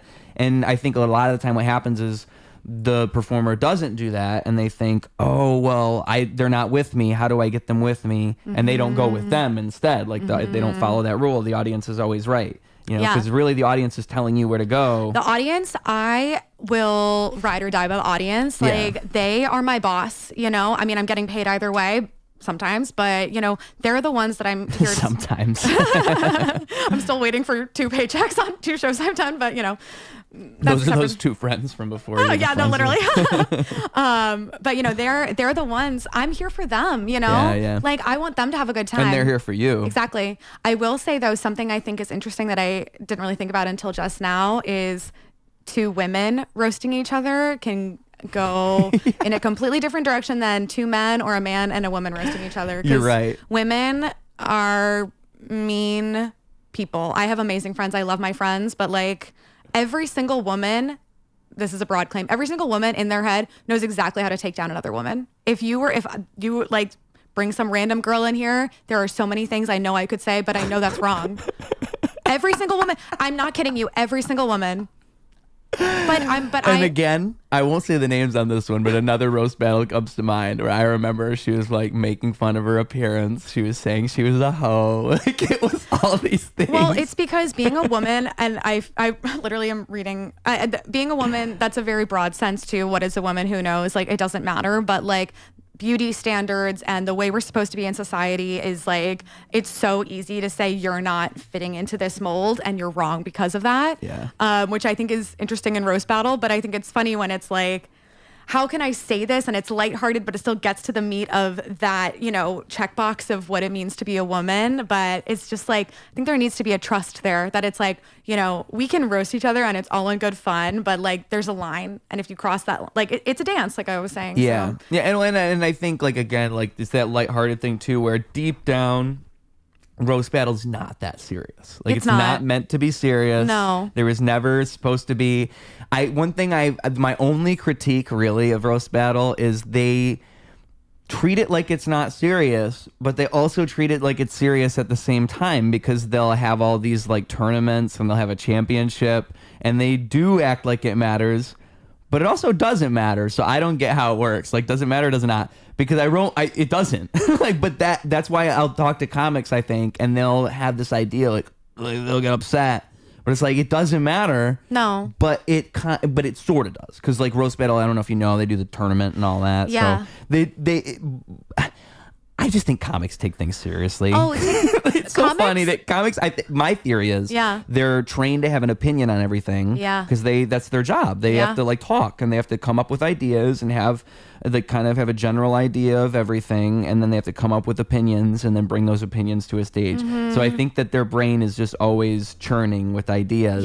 And then and that's why they're so dramatic, and that's why they take all these things personal. That's why everything always is so serious. You can't take things personally. And I mean, like, you just have to be like, what am I here for? Like, in my mind, I'm not saying I'm perfect and I don't take things personally. I do, but like, for a competition like that, what I think is amazing is sort of the like creativity that you're talking about. It's like, it's not just this roast I have in a month and I'm going to, make sure I'm ready to roast you. It's like, okay, next week you're roasting this person. You might not know them, Right. How quickly can you work? Like, how sharp can your jokes be with not that much time? So yeah. And I think that it's also, how are you going to roast this person in a way that no one else would roast this person, or in a way that represents your skills? Like, how are you going to do it in your own way? Because there's a million ways you could say the same joke, and people say the most basic jokes, and that could work, but it's like, what are you going to do that's different? What makes you stick out? Like, I think that's a lot of what it is. And I also feel like, like, I feel like the jokes that you think might be simple, even, like, maybe they're not. Like, it's like you just have to go for certain things with roast battle, where it's like there's a lot of failure that could happen because of the risk. Like, the risk makes it worth it, like, worth trying, because it's like you can only say this joke about this one person this one time because it only applies to this one situation. But that's what makes it special. It's like only here for right now, and so I think audiences really like that too. I think it makes an audience feel involved when the show is all catered to them in that way. You want an inside joke. Yeah. You want the audience to feel like you have an inside joke with them. Yeah. And I mean, I'm talking about roast battle. I've literally never done it ever, so but just any show. Ass. But I mean, really any show. Like, I think that's what I'm saying with like shows in general. Like, I think roast battle does it, but I think it's about. Because, I mean, there's themes, and you can do themes and all this, but even some of these theme shows, they'll say, oh, it's just a dark comedy show, oh, this is this comedy show, but really, it's just comedians doing their normal material, and it's just all this other stuff is there. It's not actually themed to anything. And so I think, like, the best way you can do a show is kind of putting comedians they're great for that. Where you kind of put them in a position, and they have to work it out and figure out how to be funny. I haven't seen this one, but there's some cooking one that's in Chicago where they get comics. Sauteed stand-up? Yeah, you know what I'm talking about. I've never done that either. I haven't seen it. I don't know what they do exactly. Yeah, I'm definitely too lazy to have to do any of that stuff. Like, I am not going to meet up with us to practice. I'm also super controlling. Like, I would be like, you're going to mess up this recipe. And then it just wouldn't even be funny. Yeah, I would watch it and you're just being mean. I would take it way too seriously, and that's how I would. Well, I would probably just be bad, but yeah. It's also, you'd have a partner like me, and you would hate it. And I'd be like, why don't you know how to boil water? Like, I'm trying. You literally don't have to do anything. You just turn it on. Also, it's Sunday night, and I don't really like doing Sunday night shows. So. Oh, yeah. But what else is there? There's that one. There's roast battle. There's got to be more. I mean, just in the sense that I think when you get people out of their comfort zone. I think even. Like, I know with Adam Ray's show, he'll bring comics out and just talk to them as Dr. Phil, at least when he was touring as Dr. Phil. Oh, okay. So he'll like bring out Anthony Jeselnik, and he'll just be saying to him, so how do you feel about your relationship with your wife? And then, Anthony Jeselnik's just Anthony Jeselnik, just trying to answer the questions. Yeah. But like I feel like that's a good one. Yeah. Because what's a comedian gonna do in that situation? It's always fun to see how different comics react, And yeah, I mean, I just feel like that. And also, what's great about those things is comics are less likely to care if you post it online or anything like this, because they're not worried about, oh, this was something that I'm going to use later. And which is like also something I've gotten confused. Like, the more and more I move through the world, the more and more I'm confused about that, because I actually think a lot of people don't care, and they don't actually would like for you to post their content, and they don't care if you post them at all. Yeah. But then it's like the 5 or 10% that do not like it, and they speak for everybody, and they'll tell you, oh, actually comics don't like when you do that, but they're actually wrong. It's just them that don't like that. it. Yeah. Like, I'm pretty sure that's what it is. I think that's the core of it. And I think it depends on lots of other people. And the landscape of social media is changing so quickly. Exactly. And everybody wants clips now. Everyone wants clips. But here's the thing. I follow like some of my favorite comics are like Rosebud Baker, Dan Soder, like those comics I can think of specifically. They're reposting jokes all the time. They're reposting them because they just need to post something. Yeah. And it doesn't matter. It doesn't matter. Also, here's the thing. Just because you posted that 3 years ago, who cares? Who knows if a new person is going to find that? That's what I'm always thinking is like there are so many people who haven't seen, like you always think about it like, oh, everybody saw that because I posted it. Like, no. Nobody saw that at all. No one cares. No one has seen it. No one saw it. Yeah. It's literally, it is just a machine. How often can you feed the machine? Yeah. And I'm a kind of a cynic about work because how do I want to take this?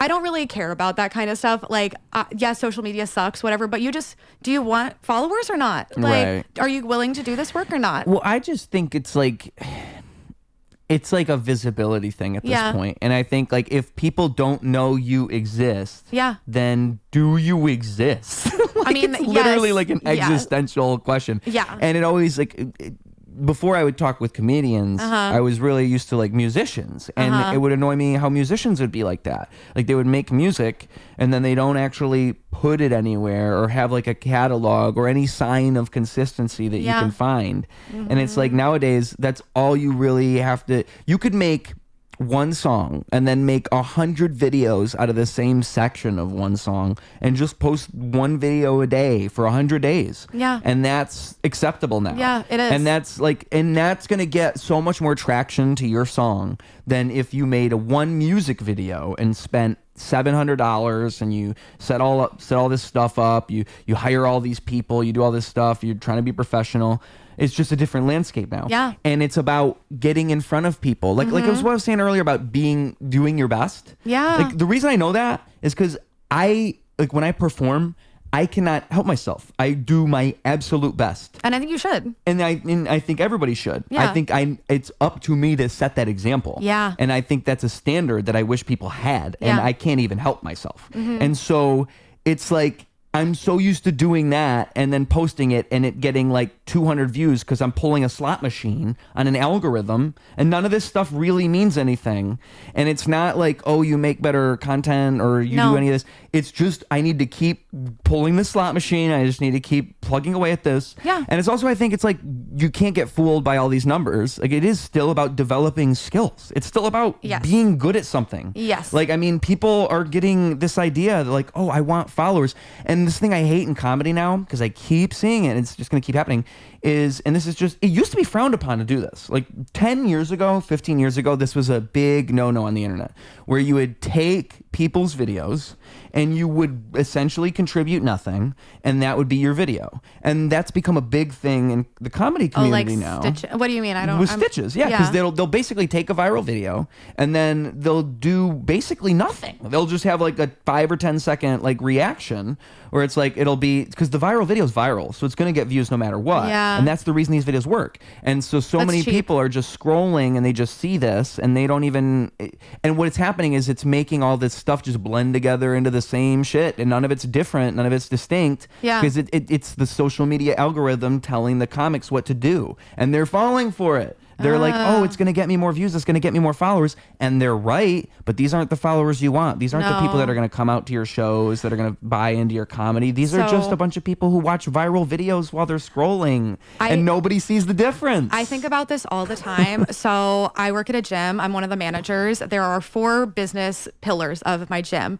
Acquisition, conversion, retention, and frequency. Oh, wow. And those things are living rent-free in my mind every day. Acquisition, I want to post a new clip so that people will find me. Right. I want to convert them so that they click follow. They might watch a few of my videos until they click follow. Retention, I want them to stay following me. I don't want them to unfollow me. And frequency, how often are they seeing those things? Right. I also want the conversion to say, if I have a show, you'll come to it. Like something that I think about that stuff all the time.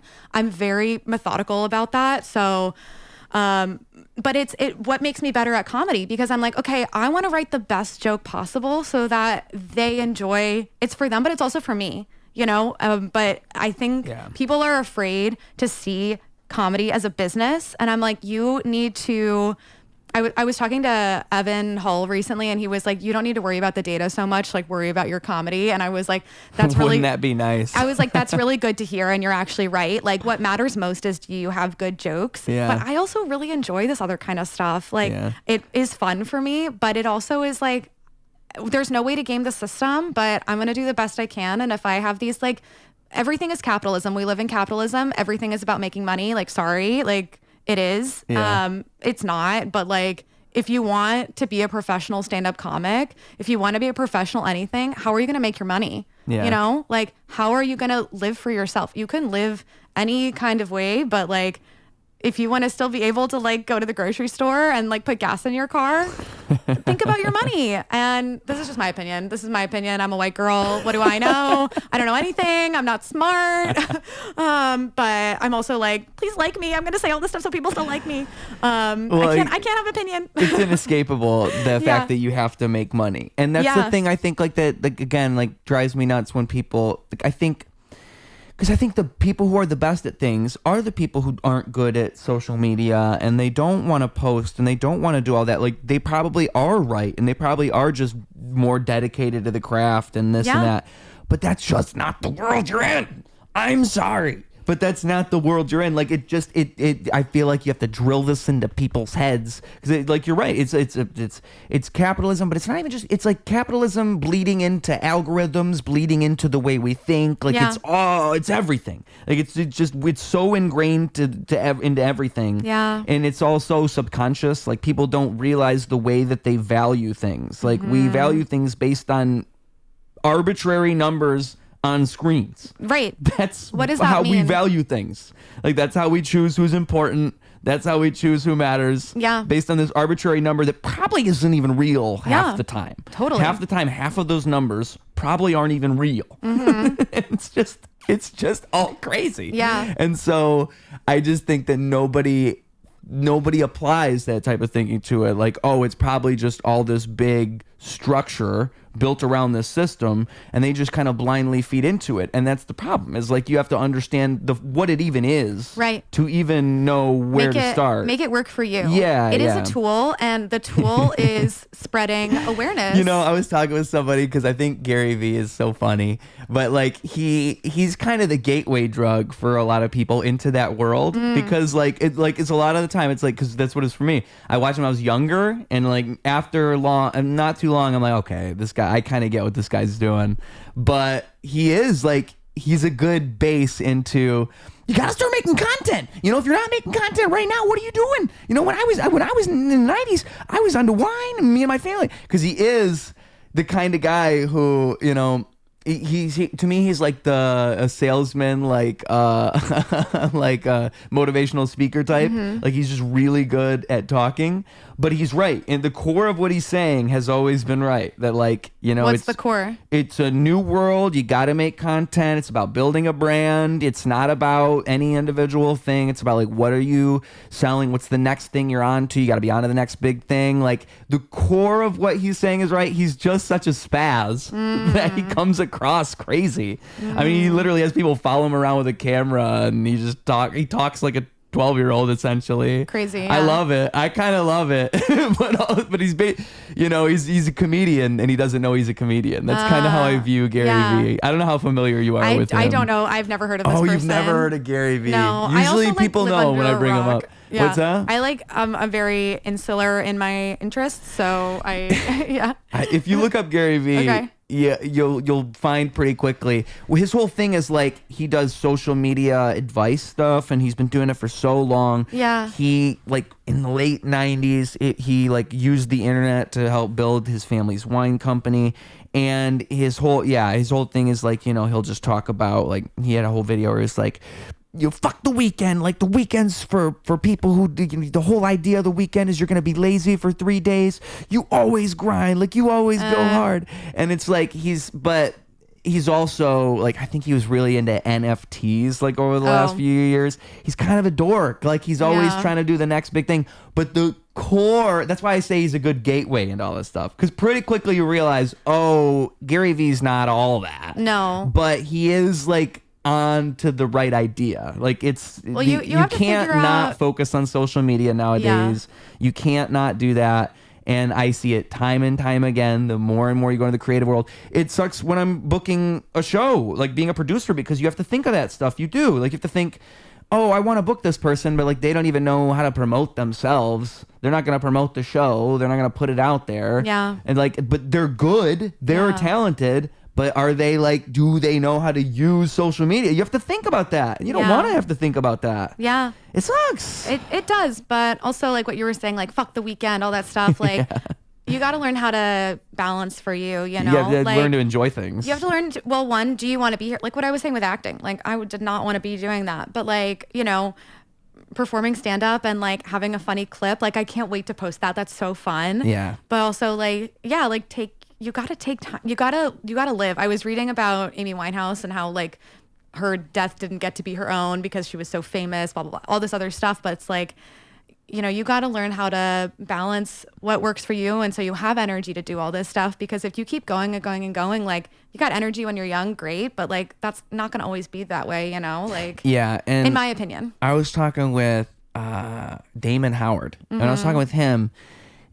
It was almost like he was giving me like a foreboding message, because he was saying to me like, you know, I see myself in you, and you know, you're going to come to a point when you realize like you're going to have to start making decisions, and like, because like the more and more you go through life, the more and more complicated things get, and then you have to start like making choices. Like you can't, it's not as fun anymore because you can't just do whatever. You kind of have to start picking between things, and oh, I can only do this and I can only do this. Yeah. And that was kind of what he was saying, and it scared me like that, because I think he's right. I think like if my life goes the way I want it to go, it's just going to get worse and worse with that. Like you'll have to start making choices. You have to start going like, oh, I can't, like I only have so much time for this, because at this point I am like with this, for example, I do a podcast every 3 days and I'm always trying to meet new people. Yeah. So it's like, how could I keep doing that and expanding? And then like, you know, you want to bring people back on. You always want to have returning guests, but it's literally impossible to have everybody come back. And so you have to start picking, and you're talking about your friends. So you have to start thinking like, well, you know, he's my friend, but is he worth it bringing him back like now? And I used to have a 50 episode rule, but now it's like, even 50 episodes, I'm like, yeah, but that was it's just, I hate it. Yeah. It's too much. It's too much, because life just gets too complicated. I think life overcomplicates itself. But, and it's like, that's adulting, I guess. That's just becoming an adult. Yeah. I really hate this narrative though, that like life gets worse. And I don't mean worse. Okay. I just mean more layered. There's just more, and there's more. If you are trying to curate your life in the best way possible and you want the best things for yourself, the decision-making process becomes more complicated. It does. Because there's more layers. Just life is just, there's like an infinite spiral, and it's ever complicating. But I don't think complicated necessarily means... It's good in all kinds of ways. I don't think it is. I don't think it's good nor bad. I think complicated just means you have to think through the process of what you want your life to look like, or like how you want to experience the day-to-day. I was talking to Elaine Golden, and I was asking her just kind of about her career and like how she's gotten the places she is. And she was like, I follow this Buddhist mentality that everything you want is happening now. And so she was asking me, she was like, what do you want out of comedy? And I was like, well, I want to perform. I want community, and I want to do a good job. And she was like, Claire, you're already doing all of those things. Like, you don't have to get to this like next level that you made up to have what you want. And it's honestly unlocked so much for me. Well, and I think about that sometimes too, where it's like, I'll have this idea of what I want to be, but then I think about it and it's like, well, what I think I want to be to other people, I probably already am, you know? Yeah. Like, you're already where you think you're trying to go. Yeah. But in your mind, it's like, oh, I'm not there yet. Yeah. But you are. I mean, because I can't tell you the amount of times I've thought like, oh, like it's like a revelation. Like, oh, I am doing that thing. Like I am like, because I always think, oh, one day I'm going to get to do this. Yeah. And it's like, oh no, I am doing that now. Yeah. Like that's who I am today. Yeah. And sometimes you just got to sit in that for a second and like be like, I did the Comedy Plex on Thursday and I was really dreading the commute there because I'd never done it before. And where's that at? It's in Oak Park and I don't have a car. So I was like, how am I going to get there? But I figured it out. I took the Metra and it was great and it was easy. And like the show had a small audience, but it was super fun. I had a great time. And I was like, wow, this is amazing. Like I work a day job that I worked hard to get, I actually enjoy. And I get to do this show that like maybe wasn't a sold out crowd, but did I get to travel to a club that I haven't been to before? Yeah. And one of my friends came and like, it was super sweet. And I just was like filled with so much gratitude when I got home. And I went home to the apartment that like is my dream apartment that I pay for myself. Like I just, you know, when I was 22 and I was thinking about the life I wanted, like it's happening now, you know, even though there's so many other things I want in life and like my apartment's not perfect. Like it doesn't have a dishwasher and that's driving me crazy right now. But I hear what you're saying about things being complicated, but well, and again, I don't like, I don't really think it's either good nor bad either. Cause I just don't, I don't even know. It's kind of like, I just know like the more and more good things that happen, the more and more it's like now I have to pick like, okay, so if I want, okay, say I'm doing a comedy show. Yeah. Well, and I want to have my 5 best comics on. Well, what happens once I know 30 great comics? Yeah. Well, fuck. Now I have to pick the 5 ones that I think are going to be perfect for this. And maybe even, and then I'll make that list, but then I'll have like 5 leftovers. And so, and it's just stuff like that where I've learned that I'm way more into it than I used. Like I guess it's just like you don't even realize how far along you've come until you look back, and then you're like, oh my god, like I've developed all this, all these relationships I didn't even notice. I think I was misunderstanding you a little bit earlier. Oh, either way, yeah, but no, I hear what you're saying now, and I'm like, oh yeah, that is from what I was understanding, you were like, life gets more complicated and it's gonna be so hard and it's so all these difficult, like it's so difficult. But then you saying it like this, where it's like, you know, I have an abundance of things and I have to pick, and that's hard. It's almost good. It's almost too many good things. Yeah. Like, it's kind of the opposite. It's like you have too many good things, and now it's hard because you want to do everything. Yeah. And you can't do everything. Yeah. You literally can't. And you know, it's like that thing too, where people just they're too ambitious. Like you'll meet people like this, where I'm a director, I'm an actor, I'm a photographer, I'm a comedian, I'm a podcaster, and also I'm a chef, and also on the weekends I DJ. And it's like, there's just no way you're all those things. Yeah. There's just no way. Yeah. You might be partially all those things, but like, what is it? Like a master of everything is a master of nothing or whatever. Yeah. You just can't. Well, a jack of all trades is a master of none. Okay. But better to master something than master nothing at all. Oh, well, there you go. But I am misquoting that second part. It's supposed to rhyme, but there's like that second part where at least you tried. You did better than me. But I do think it's like, I think it's cool when people want to do that, but I completely agree with you, especially as you progress in your life. It's like, okay, were you a DJ for a year and a half and now you don't do that anymore? Yeah. Or like, I mean, me personally, I can really only do one thing at a time. Like my acting friend, a lot of my friends are still actors, and there's a couple of projects that they've been working on. And they're like, Claire, you should totally audition for this. And I'm like, I really would. That play sounds great. And I know there's a part for me that I could totally rock. But I can't focus on that because I need to focus on stand-up. I'm also running a marathon in October, so I have to focus on that too. And I'm like, I just know me even trying to pursue this old thing that I do love and loved at one point. Yeah, I can't. I got to focus on stand-up. Because you just can't. But me personally, I just know myself, and I just know when I spread myself too thin, I'm miserable.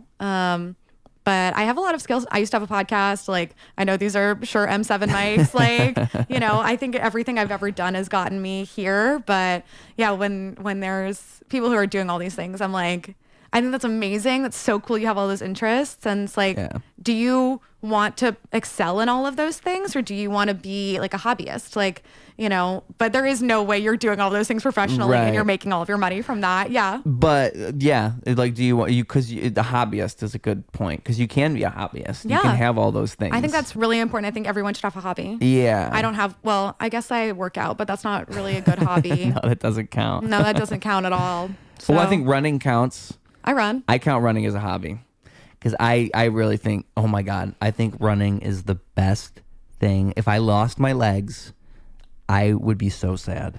Do you run? Are you a runner? Yeah. Okay. And at this point, I think I like, so, because I have to look back at how good I was doing last year. Because I didn't used to ever want to carry my phone when I ran. But then I realized, like, if I want to, I'm a nerd. I want to look at the number. I want to see the number. That's why I used to like running on the treadmill. Because I want to see how far I ran. I want to know the exact number. And I want to know if I'm doing better or worse. It's just, I can't help myself. I'm a nerd. And so... And also, now that I run outside, I have to run in a circle so that way I know exactly how far I ran and I'm going to run the same distance roughly every time. It's ridiculous. So it's like I used to go down to the park and I would run in circles around the park because I was like a track. It was a circle. Yeah. And I think that was roughly I think it's 0.2 miles. And then it's also going there would be 0.4 and coming back would be 0.4. So it would always be that. Now, and it has to be, I would just go around 10 times, 15 times. So it has to be a number like that. And then I realized, I can just go around the block right near my apartment.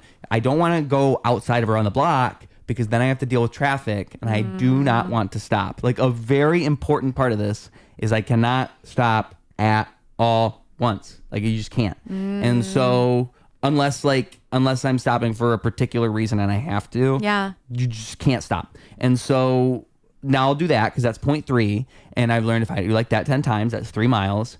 And I think last year I was trying to do 30 miles a week. I was trying to get to that. Okay. Hell yeah. But I think right now it's like, because I'm trying to do 3 miles a day is what I'm trying to do right now. And so that's 3 times 7. So it's 20. So I need to get back up to 30. But I think my pace is better than last year. What's your pace? Because now I can do like 7.5 miles an hour almost every time. I can do like 7.5 miles an hour for 3 miles. Like every time. And then what is it really like if you want to do a sub 3 marathon? What is the math? I mean it's 8 miles an hour. No, it's sub. Well, so I was looking at the Boston Marathon. I could do the math for women. No, I think it's like 7:25. I think because how many miles is a marathon? 26.2. Divide that by 3. That's all you got to do. Yeah. So 26.2 divided by 3 is 8.7. Damn. Yeah, and keep that going for 26 miles. Yeah. See, that's nuts to me. That is nuts. That's why I realized, like, if you really wanted to train for a marathon, you'd have to train. And you got to drink Celsius. I think I'm going fast.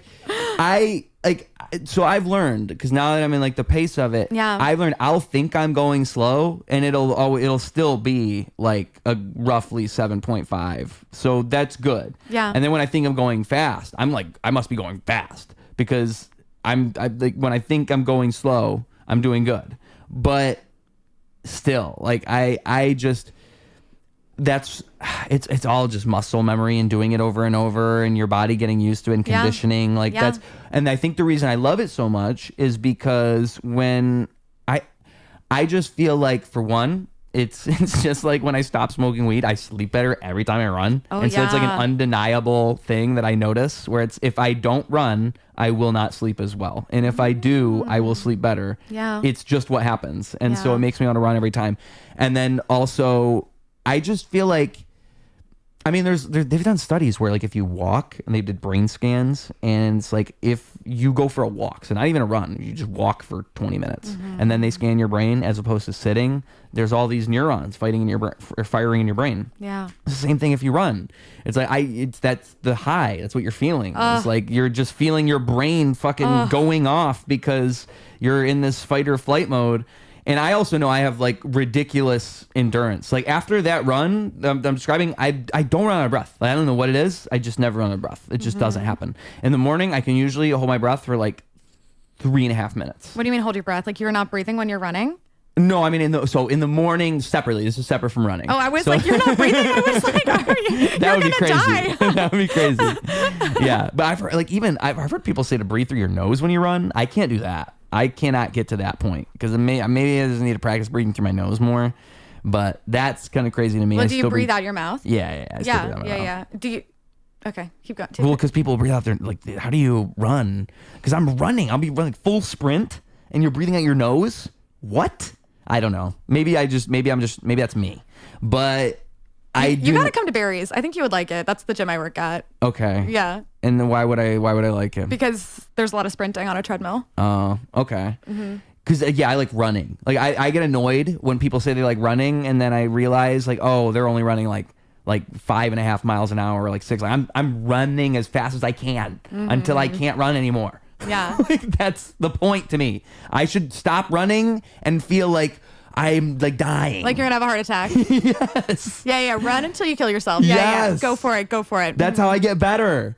What I don't like about the marathon is I have to pay. Like, that's the whole thing. I'll just run a marathon by myself just to say I did. Like, that's what drives me crazy. Yeah. I kind of just want to do that. I kind of just want to get to there's days I've ran 10 miles. That's the most I think I've ran at once. It's about like 10 miles. And it's the same thing as when I'm performing, where I have no idea how to pace myself or hold back. It's probably a flaw. I don't know how to slow down. And so it's not good. Yeah. Because I'll just run I'll read like, oh, it says to run slower and then pick up the pace at the end, or all these things. I just can't do that. I just run as fast as I can. Wow. Yeah. Is that good? I don't know. I don't know. It's probably not good. But again, I think that's my endurance. I think I just have a weird endurance to where I'm allowed to do that. I remember I read once, I can't remember the guy's name, but he could just run forever. Like, it's some guy who could just run forever. And he would just run. He just ran across the whole country and just never stopped. And he just had a body who, as long as he had water and food, he could just, like, if someone handed him a hot dog while he's running, have a bunch of people handing him hot dogs, and he could just run infinitely. I mean, the runner's high is so real. It's the best thing ever. Yeah, I ran 10 miles today. Jeez. Oh my God. So what is that, like a regular amount for you? Is like 10 miles? So, okay, so I'm I just said 10 miles was my best. I mean, but I'm also not sprinting at 7. I was running. That's true. I was running 9.5 for like 3 or 4 miles, and then like 10.5, and then my last mile I ran like 12. So like I was going slow first parts of it, but like 12. Like 12 minutes, like a 12-minute mile. I was thinking 12 miles an hour. No. I mean, I can't do that kind of math, but like. Okay, so wait, say it again now that I understand what you're saying. So, okay, so my first like 2 or 3 miles were like 10.5. Okay. And then, 3 miles were like 10.5. And then miles 4, 5, 6, 7 were like 9:45, 9:30. Oh, see, I could do that. And then 7, and then 8, 9, 10, 8, 9 were like 10.5. Yeah. And then mile 9 and 10 were like 11.5, 12 minutes. So like I'm not like all out sprinting. No, you're good. To me, that would be like a walk in the park. That sounds nice. Oh yeah, it's great. Well, here's the thing is like there is one song. I just can't control myself. Yeah. Like, that sounds relaxing to me. I mean, it kind of is. It like really like I feel so much more like I can focus and but during those like middle miles, like miles like 6, 7, 8, those are my favorite because I'm in the run. Yeah. I'm in the run. Yes. I find my song. There are a couple of songs that when they just hit, I'm like, yes. And then I just like run and it feels so freaking good. Yeah. And I also like think a lot of, so I work in fitness, and so I get a lot of basically like free help from the trainers at the gym I work at. But I think a lot about the technique of my running and how I can maintain that and how it will help me. And I like feel like, honestly, it sounds so stupid, but I feel like I bring that on stage too, because like I'm thinking about my technique of my jokes, and like I'm just like, okay, how can I get that same like runner's high on stage in a weird way? But no, the runner's high feels so good, and like you just have to take care of your body and like know what to do. But I mean, I'm a crazy person. I'm sounding like I know everything. I literally know nothing. Like I'm a dumb bitch. But well, I mean, what you just said too about like being in it, I've never been able to put words to it, because there's like a thought I'll have where it's like the feeling I'll have like in the middle of running, where it's like it's to me it's like so I have an electric skateboard, and I really like riding my electric skateboard to work, because it forces me to be conscious. Yeah. As in, like, I'm entirely conscious of everything around me, because I must be, because that's the only option. And it's like the same thing as if you're in the middle of a run and there's nothing you can do except be conscious of what you're physically doing. Yeah. Like, even if you're thinking about things, you really can't think about things that much. Right. Because you're doing this thing that is so, like, it's using your entire body, and you're doing it for so long. Yeah. And I feel like, it's I think that whole thing is the same thing as going with the flow of life. Like, it's the same feeling of just like going with the flow and like being in the moment. Yeah. And I think that you can carry that out of an exercise and that mentality and that can like stick with you. Yeah. Just that presence. And I think I feel like it makes me feel so much more present. Yeah. And it's a weird thing because it'll happen like in the middle of running. And it's like, and then I'll feel like more alive all of a sudden or something. Yes. It's weird. I'm like, oh my God, this is amazing. And like, I see other people running, although I will say my rage comes out hardcore when I run, when there are people who are taking up the whole fucking sidewalk. Yeah. I'm like, get out of my way. Well, and I told you, I don't stop. So it drives me nuts because I'll often have to like dart around them. I'm like, don't make me break my ankle. I'm going to be so mad at you if I break my ankle, which I will not. I will not break my ankles. But I will say the peace I feel with running, the rage also is so much higher. I'm like, I hate all you fucking people. Get out of my way. But then I don't know if I can cuss. Sorry. But I think I cussed like 10 times already. Okay. But then I like to run when there's people around because I feel like it's like, I'm being social. I'm not being social. Yeah. But I'm like seeing other people. And it like suffices that I like went out into the world. I kind of hate that there are people there. Yeah. I like running at night and there's nobody. Oh my God, that's such a man thing to say. I prefer to run during the day because the sun's out and it's better. But I would rather run at night when there's nobody because then they're not in my way. There's no... Have you ever run in the rain before? Yeah. Oh, I really like running in the rain. Yeah. It's dangerous AF, but like... Is it dangerous? I mean, you could slip and fall. Oh. And you can't see. Also, I could never run at night.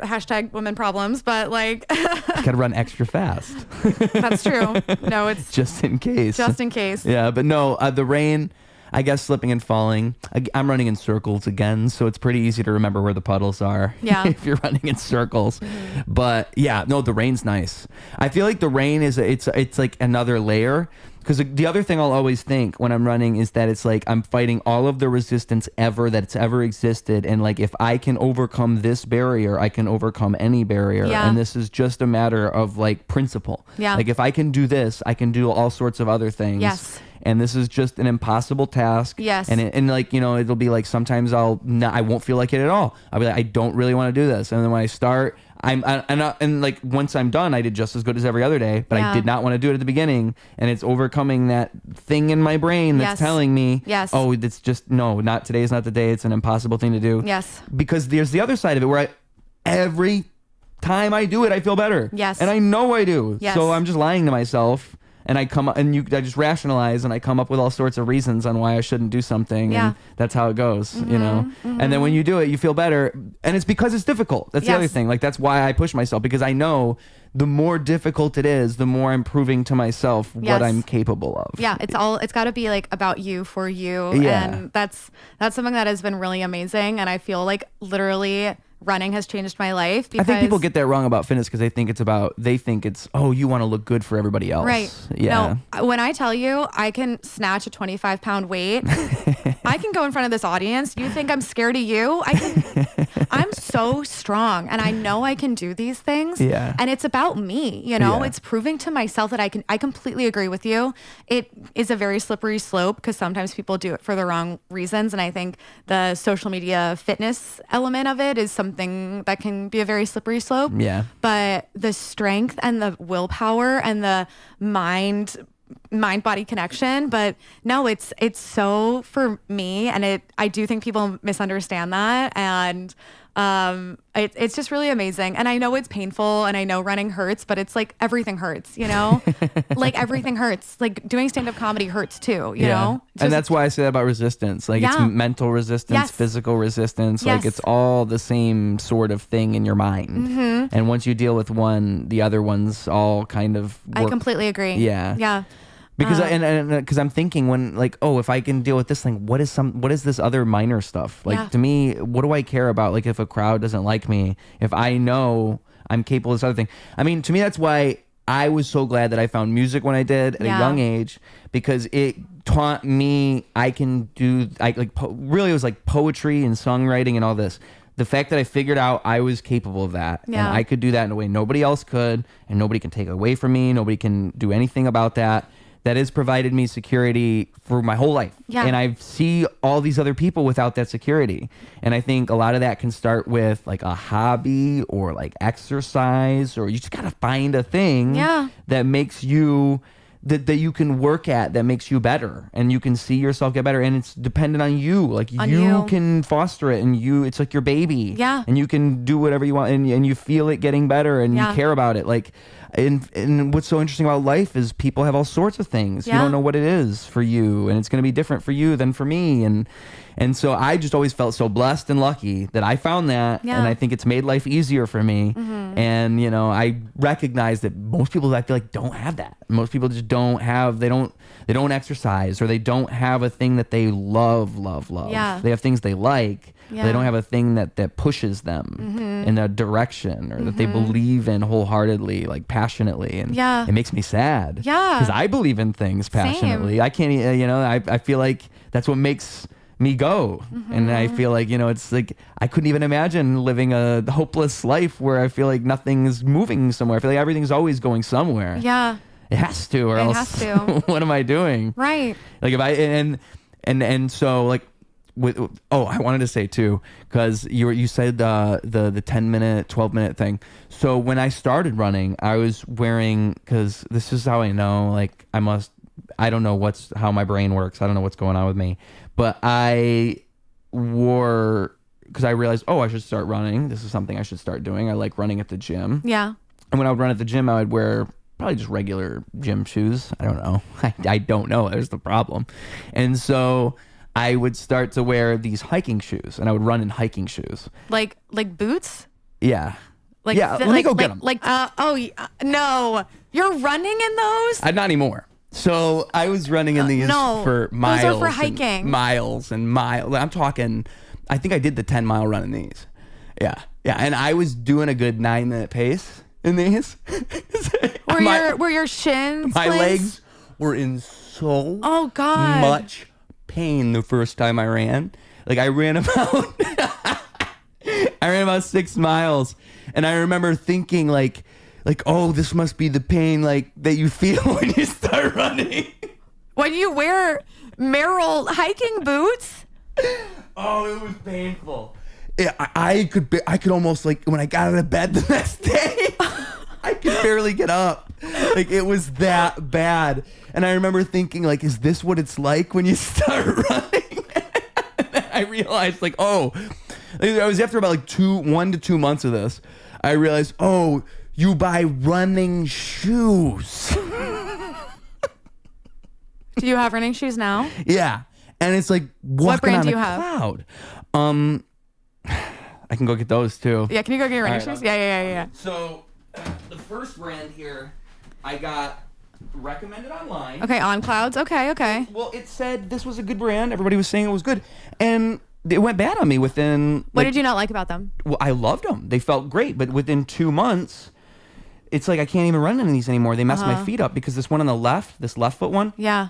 On the side here, on the left side, it pushes in on my foot within I don't even know, like 5 to 10 minutes. Yeah. Within like 2 minutes, it's going to hurt my foot, and it'll hurt for a day. Yeah. And I thought at first, like, maybe it's just the way, maybe I have to push it out. Maybe I have to stretch it out. Nope. Just the shoe just broke on me or something. Yeah, it broke in the wrong way. And so I was thinking, this is a good brand. What the fuck? And so then now I got these Nike Airs because... Nice. And this wasn't even like a calculated decision. This was like I just went to the cheap shoe store and I got whatever was on sale that felt comfortable. Yeah. But these are nice. I actually like these Nike Airs. Yeah. Like they feel comfy. Yeah. And I can run in these. Like I can actually run in these. I think On Cloud, I have never owned a pair of On Clouds, but I think they're basically a TikTok, like Instagram brand. Maybe that's why it was recommended. Opinion. I don't know. I tried that. I had just discovered the existence of running shoes. Which is insane to me. I'm like, did you not go to PE in elementary school? Like, this is how I explain to people, like, I think there's something different about my brain. Yeah. Because I have to be self-conscious and I have to understand that's not normal. Right. Like, why did it take me that long? Yeah. And this, I know I have more of these experiences as I move through. This stuff keeps happening to me. So that was just a recent one. At least you're learning. Like, you're not still running in Merrill. Yeah, I didn't like deny it. I was like, fuck running shoes. Yeah. No, that'd be insane. But I've had Nike, I forget what. Every runner I tell this to, they are so shocked. I mean, I don't know if you saw my face, but I was in like agony thinking about you running in those shoes. You've got no idea. I mean, I'm a server, so I would go to work and walk around afterwards. My legs are just in pain. How were you even functioning? Like, do you have blisters all up and down your ankles? Like, oh, God. I don't know. I'm just built different, I guess. I don't know how I do it.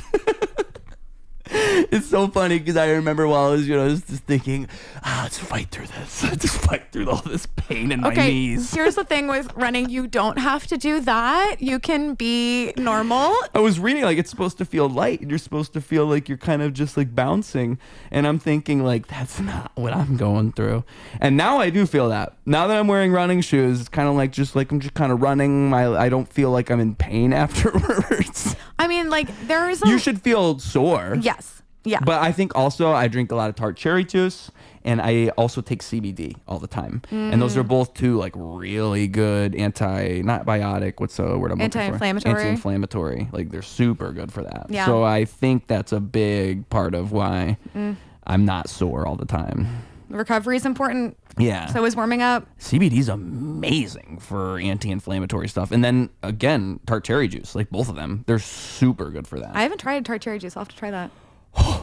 I mean, Tart cherry juice, with the Matt Walker and the sleep thing, it was that same exact thing. He was talking about, like, there were studies that with Tart cherry, if you drank Tart cherry before your sleep, they would find that if people slept for, I want to say, like, say you get 8 hours of sleep, you would get about, like, an extra hour of, like, deep sleep. Within the same amount of sleep, you get more deep sleep. And like it changes, like, how deep your sleep cycles go. And so I just started drinking Tart cherry juice before bed because I heard this. And now I've never gone back. I try to drink Tart cherry juice before bed every single night. And the same thing with CBD. I'll take the CBD and I'll drink the Tart cherry juice every single night. I'm like a grandmother. Like, I've got my routine. Oh, don't even get me started on routines. We'll talk for another 2 hours about routines. But no, I take a lot of vitamins every night before bed. Before bed? Yeah. See, does it good to take them before? I thought you were supposed to take them at the beginning of the day. I think you are supposed to take them at the beginning of the day, but because then your body is going to be digesting and you're not. Yeah, but I take magnesium, and I take magnesium for sleep. But you take that before bed, and you take everything else during the day. I do think, though, I am, because I take a B complex, and that's supposed to be for, like, mood stabilization, and I take that at night. Well, I take all of my vitamins at night, but I do think I am doing a little bit of it's like taking an expired Advil. Like, it's still going to give you some pain relief, but not. Like placebo? Yeah. So, but no, I love taking vitamins. I think Me too. I can really tell a difference when I don't take them. Well, yeah. I like taking vitamins a lot. And and that's it. I try to take my vitamins every day. I try to do all these things. I'm bad at committing to my habits. Like, the other thing I try to do every day, so I take my vitamins, I take the CBD, I do the Tart cherry juice, and when I discovered lion's mane mushrooms too, that stuff's crazy. Oh my God. I don't know if you know what I'm talking about. So it's because Paul Stamets had there's lion's mane, there's the cordyceps, and there's the other one, turkey tail. Those are the three I have. But I actually wish I didn't. I think that Paul Stamets and his whole thing, I really think that he's doing the, like, powder. Like, when I was trying to look into it, I think, like, what he sells, if the nerds who are super into this stuff they don't like his product because they think that he's kind of just including all, like, the dirt and all this mycelial shit that you don't actually need to include. Whereas if you buy them from, like, a more reputable vendor, you're going to get straight up just the mushrooms ground up. But he's not selling that. Because people will argue that inside of the soil there is the drug, there is the mushroom, and then other people say no, none of it's in the soil, and what he's selling has the soil. So I kind of want to buy it from somewhere else. But I will say the fucking cordyceps, especially cordyceps and lion's mane, those two. Like, oh my God. Like, the cordyceps, I don't know if it's This is such a podcast right now. I'm like, we're talking about the, like, additives that we're taking. Like, everyone, please go to your doctor before you make any medical decisions. Like, well, but I'm also so in it too, because I'm here in fitness being like, you should take your BCAA to recover. You know what I mean? Like, well, I wish there were more studies about these things. Yeah. That's what I think is unfortunate, is that there aren't more studies surrounding this stuff. Yeah. I mean, like, literally, because this comes out about a month from when I record them, but just like a week or two before today, there was that whole thing with Joe Rogan and Trump and psilocybin, and the whole thing with that is what happened? I don't know. You don't know? So it was like, it was just a trip because I'm scrolling on social media and it's Joe Rogan in the Oval Office behind Donald Trump. Like, what? But it was because it's a good thing because he texted Donald Trump and he said something about, like, there's all these studies about ibogaine helping people like veterans and helping them with PTSD. What's this drug? What is the like? So ibogaine's a psychedelic. I don't know much about ibogaine, but I can't imagine it's much different than like a psilocybin because it's in the same conversation. So it's like a mushrooms kind of thing. Yeah. Okay. From my understanding, I'm not sure I don't know much about ibogaine, but that was the center of it, and I thought it was all around ibogaine, but from what I've heard surrounding it, it's really about psychedelic treatment as a whole. So like not Molly would Ketamine? be the street term. Ketamine's a big one too. Yeah. But I don't know if that's included in all this. Probably, because this is what it was. Is he texted him about that, and then I think Donald Trump just signed some order about like psychedelic.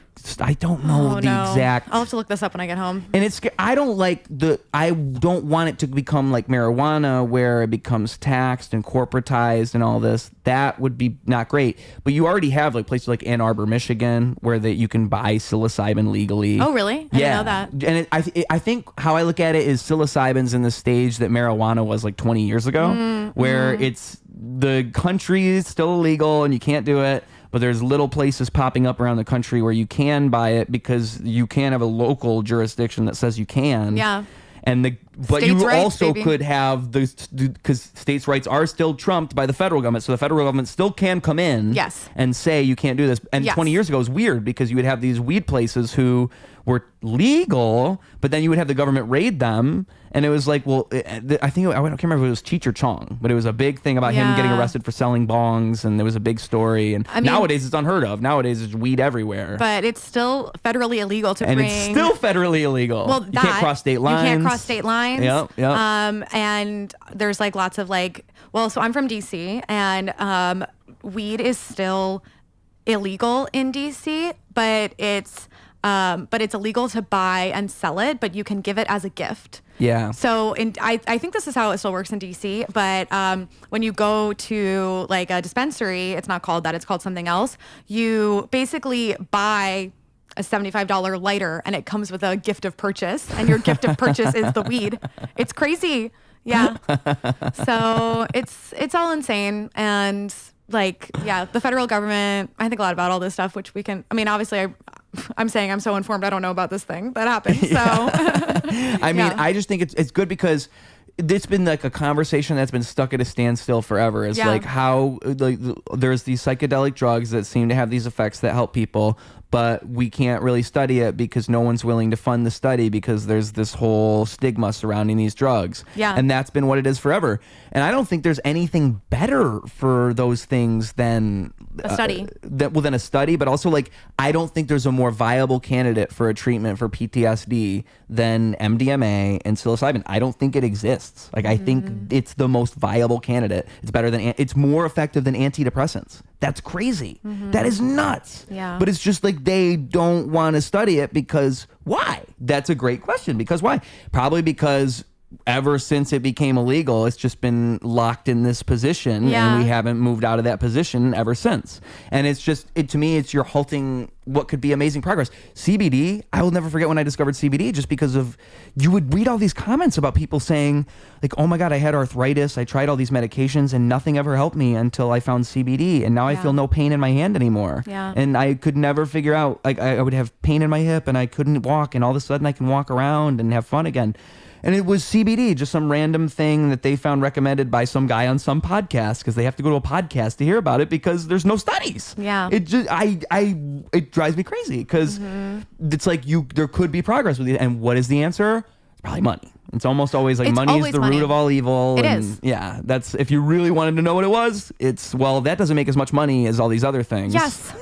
Yes. And that's why we can't fund that. Yes. So, yeah. And it's crazy. It's because, the powers that be control the money, and they get to decide what is happening. Like, I mean, my mom's a nurse, and they're all on strike right now. Oh, good for them. Because it had to do with COVID, and COVID, like right after COVID happened, I mean, they fired half their workforce because half of them didn't get vaccinated or whatever it was. And then after that, they would start to, and I think it was already starting to happen, but when this happened, they were understaffed. So now they have to bring in more nurses. So they would bring in travel nurses, and they pay these travel nurses. Like the deal is better for the travel nurse than it is for the nurse who's been there for so long. And the hospital values these travel nurses more. And so when contract negotiations come around, the nurses who've worked there for so long are starting to say, well, we aren't even going to accept this. Like, you guys can't keep doing this. And now they've been on strike for, I want to say 200 something days. Damn, it's a long time. That is a long time. And it's just a little slice of the medical industry. You know, that's one hospital. Yeah. And I think that it was called Genesis, but they got bought out just recently. So that's another big part of it, is they got bought by some medical conglomerate, whatever they are. And hospitals are corporations. Yeah. We live in America. Everything is a corporation. Yeah. Like I'm such a cynic about that kind of stuff, but I'm like, I love life, and there's only so many things that we can control and blah, blah, blah. And it's like, I'm just going to accept that that's the way it is. But yeah. Well, and I also think like you have to accept that to excel in that world. You have to understand where you're at. So if we're stuck in this corporate hellscape, you might as well start selling t-shirts. Might as well. You might as well. Make some merch. Literally, just do it. The people at the top, they're making stupid fuck you money doing who knows what. It's like, I don't care how you make your money. It's not going to hurt you. No, literally. There's so many ways you can make your money. But that sucks about your mom, though. I hope that, they're doing okay. Yeah. Well, I just think it's just sad because that's the medical industry in a nutshell for you. I mean, it's like that all the way up to the top. Yeah. So. Yeah. And my mom, she's worked there for like 25 years or something. Like that's why it's even worse, because they're not valuing any of that. They don't just value don't care. people. Yeah. And this is the point that I would drive home about is hospitals are important to everybody. Yeah. Everybody needs a good hospital. So what happens when you do that? Now the standard of care is lowered. And when you talk to these nurses, that's what they care about. Yeah. The standard of care. And they can all recognize this, that the patients are getting worse care because the hospital's cutting corners and the hospital's bringing in people. I mean, when you bring in travel nurses, they don't value the environment of this hospital. It's like if you had substitute teachers in the school every day. They're not involved in the community, They don't know. They don't understand. Every hospital is different. Yeah. I mean, every hospital has different procedures and different ways of doing things. Yeah. So there's like all sorts of problems that come from this kind of thing. And it's just, if you don't value the community, you don't foster that stuff, you're going to lose so much of that you're going to get, your bullshitometer is going to start going off. Yeah. Because all that care and all that like genuine, the people who got into it for the right reasons, you're going to have a lot more of these people who just became travel nurses because they realized they could have made more money, and then you'll have that conversation with people who just like, they'll see the union, they'll see the strike, and they'll go, but why don't they just go back to work? Like, come on, why are they doing all that? It's kind of dramatic, isn't it? You'll always have those people who just won't really get it, and they won't really understand. And it's crazy because, union is the only counterbalance to that capitalism. Yes. It's the only thing you have. It is. It is. Other than that, it's just no holds barred. And something I think about too, so I used to be an actor, as we've talked about. There's the actors unions, there's the stage managers unions, there's the film unions. There is no union for stand-up at all. Oh, wow. And I don't know how you would create one, because what does it mean to be a stand-up comic? Who gets to be in the union? Yeah. Do you... and then clubs would never accept this. Clubs would never accept saying they have union performers, because clubs are going to want to do whatever the fuck they want to do. There's an improv union. Is there really? Because I was just talking to somebody about this yesterday, and he told me, I want to say, I can't remember where it was. I'm going to text him and ask him, and I'll try to tell you. Yeah. Because... yeah, I want to say just yesterday I was talking to him about it. It's like his friend had started like the first improv union. Like it was something like that. Like he knew the guy who started the first improv union. Because as soon as he said that, I said, what does that even mean? Yeah, what does that mean? What is an improv union? Who joins? What's your and what does it help you do? And I want to say he was just saying like it helps you like ensure that you're not gonna get like screwed over. You won't get paid, stuff like this. I want to say that's what he said. I mean, it's all fine and dandy. Comedy could use that too, but you're right. It's the people who produce and it's the venues who are not going to want to be on board, because why the fuck would I do that? Why I'm would going they? to tell you I'm going to pay you more? Why? And I'm going to sign a contract that says I always have to pay you more? No. No, thank you. Absolutely not. Absolutely not. Yeah. How about you take as much money as I give you? Right. How about you be thankful that you're here right now? Right. And that's the world that we're in. Is that one? Right. Yeah. Right. Yeah. Comedy could use a union for sure. Because I mean, like, comedians, it's an impossible job. Well, It's and it's kind tough. of like you just kind of have to accept you're not going to make any money. It's going to suck forever. You're going to have to put up with so many nights of just nothing really. Like nothing ever comes of it and nothing ever really goes anywhere. But then you're going to have some great moments and you're, like obviously, you love what you do and love the craft of stand up, but it's going to come with all this rewardless stuff.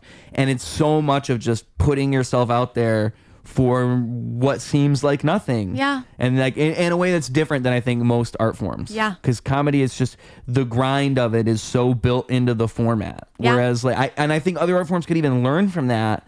Where it's like I wish more musicians thought I have to make a song every week. I have to write a new joke every week. I have to write a new song every week. Like I don't think musicians always think that way, and I think that would help.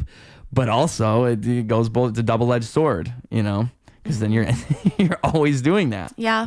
Yeah. Yeah. Again, what kind of medium do you want to pursue and things like that? Yeah. But no, I do think it would behoove stand-ups to have a union, but I also think who's going to start that? Yeah. Who's going to run that? Yeah. Who is going to join? What clubs are going to say yes to it? What are the terms? What are the dues? How much do you have to pay to join? And how do you decide who's a real stand-up? Is it just a payment thing? Right. Like, that's a great point because even that. Who is a stand-up? Comedians, that's like, that would rise pitchforks. Just the question, what is a real comedian? Because there's so many different standards. And then like you'll meet pretentious comedians who will tell you I've heard this before, there's only 200 working comics in Chicago. I've heard that one before. That's a fun one. I'm not going to say who, but one time a few years ago, a comic told me that there's only 10 women in the Chicago stand-up scene. Yeah, stuff like that. And I was like... Because what is their standard is what's making you think. And I was also at a party where there were lots of stand-ups. Loads of stand-ups. Lots of women. And I was like, so which 10 of us are the stand-ups? If you don't mind sharing. Right. This comic also told me... He's barely a comic. He also told me that I needed to keep dressing well and I would get booked. And I was like, cool. So you don't actually give a shit about me. You need to keep dressing well. That's a good one. You need to dress well. That one would make me mad. I wouldn't like that because I don't like when people tell me what to do. I would just get mad. Because like, why are you telling me what to wear? Bitch, I choose what I wear. Also, a man. I'm cool. I know what cool is. Yeah. Let me show you what I wear. Oh yeah, no, that's what I would make. That's why I would get mad. But yeah, it's the whole thing. It's the same person that said both those things. Yes, in one conversation. Not good. And I'm like, when have I ever seen you perform? Yeah. I like this idea though that like there's only X amount of people that are actually doing the thing. Yeah. Because it's just like, to me, I think people don't know how pretentious they sound when they say that stuff. Yes. You sound like you think you're so cool. Who are you to decide? And you have to be so cool to say, like, you'd have to be the coolest fucking person in the world to get away with saying that. Like, you'd have to be so awesome that I'm like, I guess he's right. Like, that's the and you're not him, pal. Like, it's always that. I was pretty new to stand up at that time, and I mean, you're talking about the bullshitometer that was going off in my head, and I was like, I'll be nice to you, I'll placate you, but I was like, what the fuck? I hate when people say stuff because in my mind it shows you look down upon other people. It shows you look down upon other people so strongly. Yes. And you think that there's this this is so important and all this stuff is so like there's this elite level that there these people are at, and you just ain't it, and you guys ain't it, and also, you guys are all fucking losers. I love Chicago. I love working in Chicago. I'm not even at like the top level in Chicago, but I'm like, here's the thing. We're all in Chicago. Yeah. Like, well, and people don't realize, because I think these people get successful and you will see that, but I think you're shooting yourself in the foot, and it's all these relationships you build, and it's believing in that community. Like, you know, that's what matters. It is. And when you get that success that you hopefully want, it's going to be these relationships now that'll matter more then, because it's going to be harder to know which connections are real later on or as genuine. Whereas like the stuff you build early is the stuff that's the base of all of it. Yeah. And I think people undervalue all that, especially now with all these numbers and social media. It's like, oh, I've got 10,000 followers. What do I need you for? No. You know? I think it, in a weird way, it connects back to hazing and having been hazed. Is I'm like, you don't need to suffer because I suffered. Yeah. You know, I would rather us all, you know, be the camaraderie, the friendship, the fun of it. Yeah. That's what really matters. And if like someone wants to be an asshole because they don't think I'm cool enough or my jokes aren't good enough, I'm like, okay, like that's only hurting you, you know? When people just think that not everybody can win, or that not everybody, like there's just no win-win scenario. Like people really think that way. Yeah. And I don't think that's true, but I think that that's how people are like trained to think. I think that that's how, and I think that's survival, really. It's just a survival mechanism. It's also America. Yeah. E pluribus unum, that's on all the pennies. That means out of many, one. Yeah. Out of many, one. And I think about that all the time, that I'm like, this is our country forcing us to think this way. To think we have to, because capitalism is all about competition, because competition drives innovation is what they tell us. And I'm like, what if we all were just happy for each other and, you know, had our own ideas? And like, I think about this stuff deeply, if you like can't tell, but I'm like, I don't think it's fun, and I don't think it makes you a cooler person to exclude someone. And like, so there was a comic in Chicago who really good, really funny. They were really young. And at an open mic, one time I said something kind of mean to them about their age. And I will never forget that, because I was mean to that comic because I was insecure. And he's really good. He lives in New York now. And I'm like, I feel like if I ever see him again, like because I know he is going to remember that moment. And I feel bad about it. And I'm like, there's no reason to be mean to other people like that. So. Well, I think if you're going to say something negative, it should be constructive. Like, I just think that, or you should have like a thrust for saying it. Like, you just shouldn't be saying this thing sucks, this thing is bad. If you're saying that, like, okay, then what's better? Or what's your suggestion for a solution? Like, what's your idea? Because you can't just say this thing is bad. I feel like that just gets it in everybody nowhere. And we can all complain forever. Like we could all pick and choose what we don't like. But it's like, how do we build things up? And I think it says so much more about a person when that's what they choose to do. When they choose to build things up and they choose to be positive and think positively and say nice things about people, you know? Because I mean, like, I just feel like there's no use in spending time criticizing people truly. It's just about like knowing what you don't like and then not doing that. To me, that's as much thought as I give to things I don't like. I think, oh, that's not something I would do. And that's all I think. Because what's the use? Like, if I think it has like a negative effect on the world, I can say that's not something I would do, and this is why I think it's bad. But it's like, that's it. You can't just say this thing is bad, because that doesn't do anything for anybody. And I think that's the easy thing to do. It is. Oh, that sucks. Oh, this thing sucks. You know, and like that's with industries and whatever world you're working in, you'll see people say, oh, it's just the way everything sucks. It's like, you are one day gonna have to stop saying that and start to just working with this thing that you think sucks, because it's not going to change. No. You can complain forever. We can all do that, but it's just not going to stop being that. And no matter what even if it sucks, even if you're right and it's bad. Just stop saying that, because you're not helping it. You're not helping it. Also, what choice are you making? What choice? Well, how do you like living in this state of pain? Do you thrive off of this chaos? You just love hating on this thing? It's really just like a narrative. But it's like, if this is a bad situation for you, do you actually want to make a change or an improvement for your life? Or are you happy rotting in this, you know? And I feel like people like rotting. People love it. I actually have been wanting to write a bit about, like, have you heard of like a rot day? No. So it's basically like, you know, It's like a hangover, but for depression. Okay. Like instead of having a night drinking, you just worked 14 hours the day before and you have to rot the next day. I just imagine someone in the fetal position in bed for 12 hours. Literally. Yeah.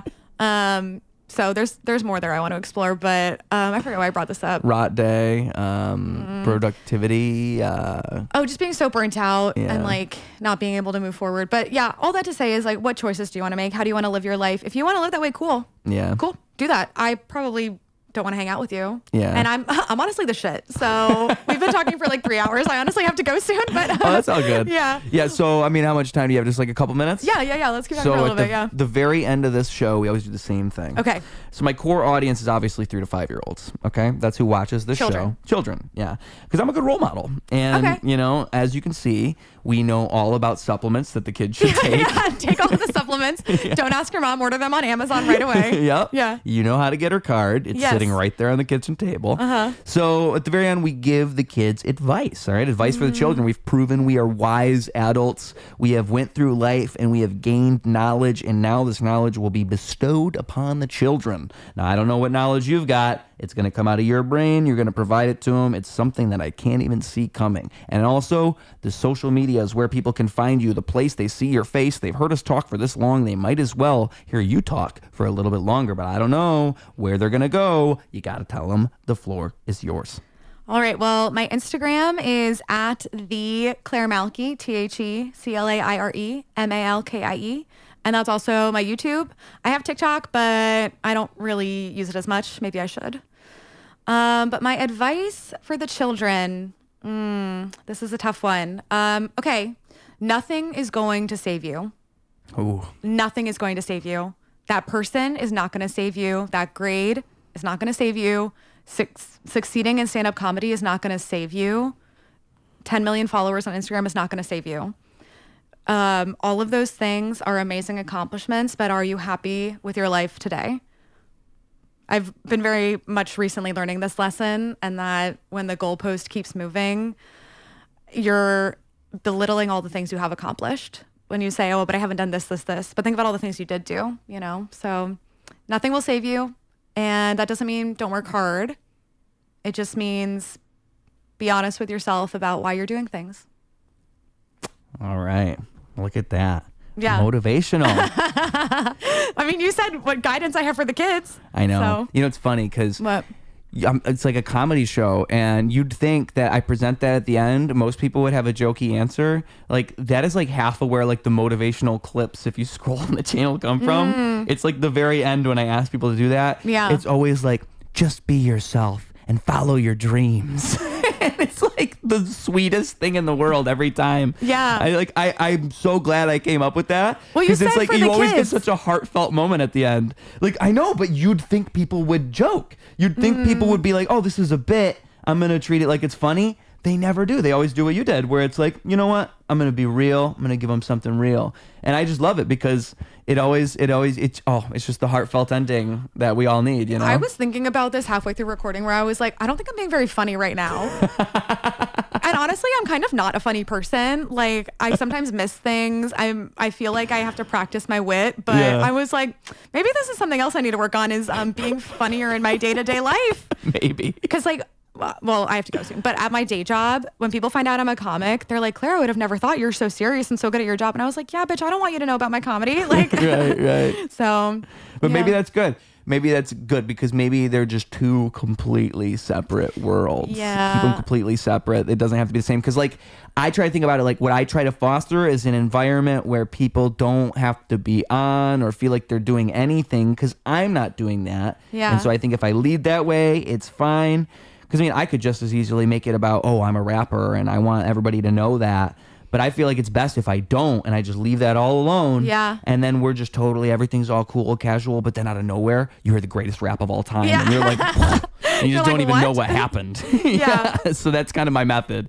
So I think you're doing great. Thank you. Don't even let them know. And that way when they see you, they're like, oh my God, what the fuck is so funny?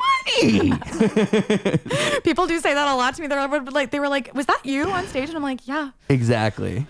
It's like a secret weapon, you know? Kind of is. That's what I like about it, because they don't see, if you don't fit the type in their mind, then they never could see it coming. Yeah. And it's just always so funny to like afterwards, they just don't, the shock. Yeah. The confusion and shock. Okay, it's cool. a superpower, all right? Thank you. We got superpowers, folks. Yeah. Here today on...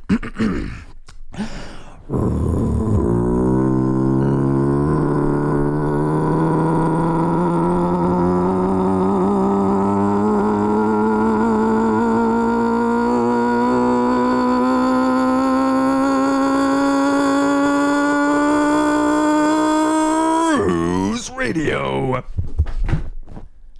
Clocking out. Double down, competition couldn't help him to rock. Missed the whole time, holy fell through the flock. That's an ordinary miracle, wealth to the block. It's a balance in the character that's calm and collect. It's apparent his caricature is lost in the mess. It's hysterical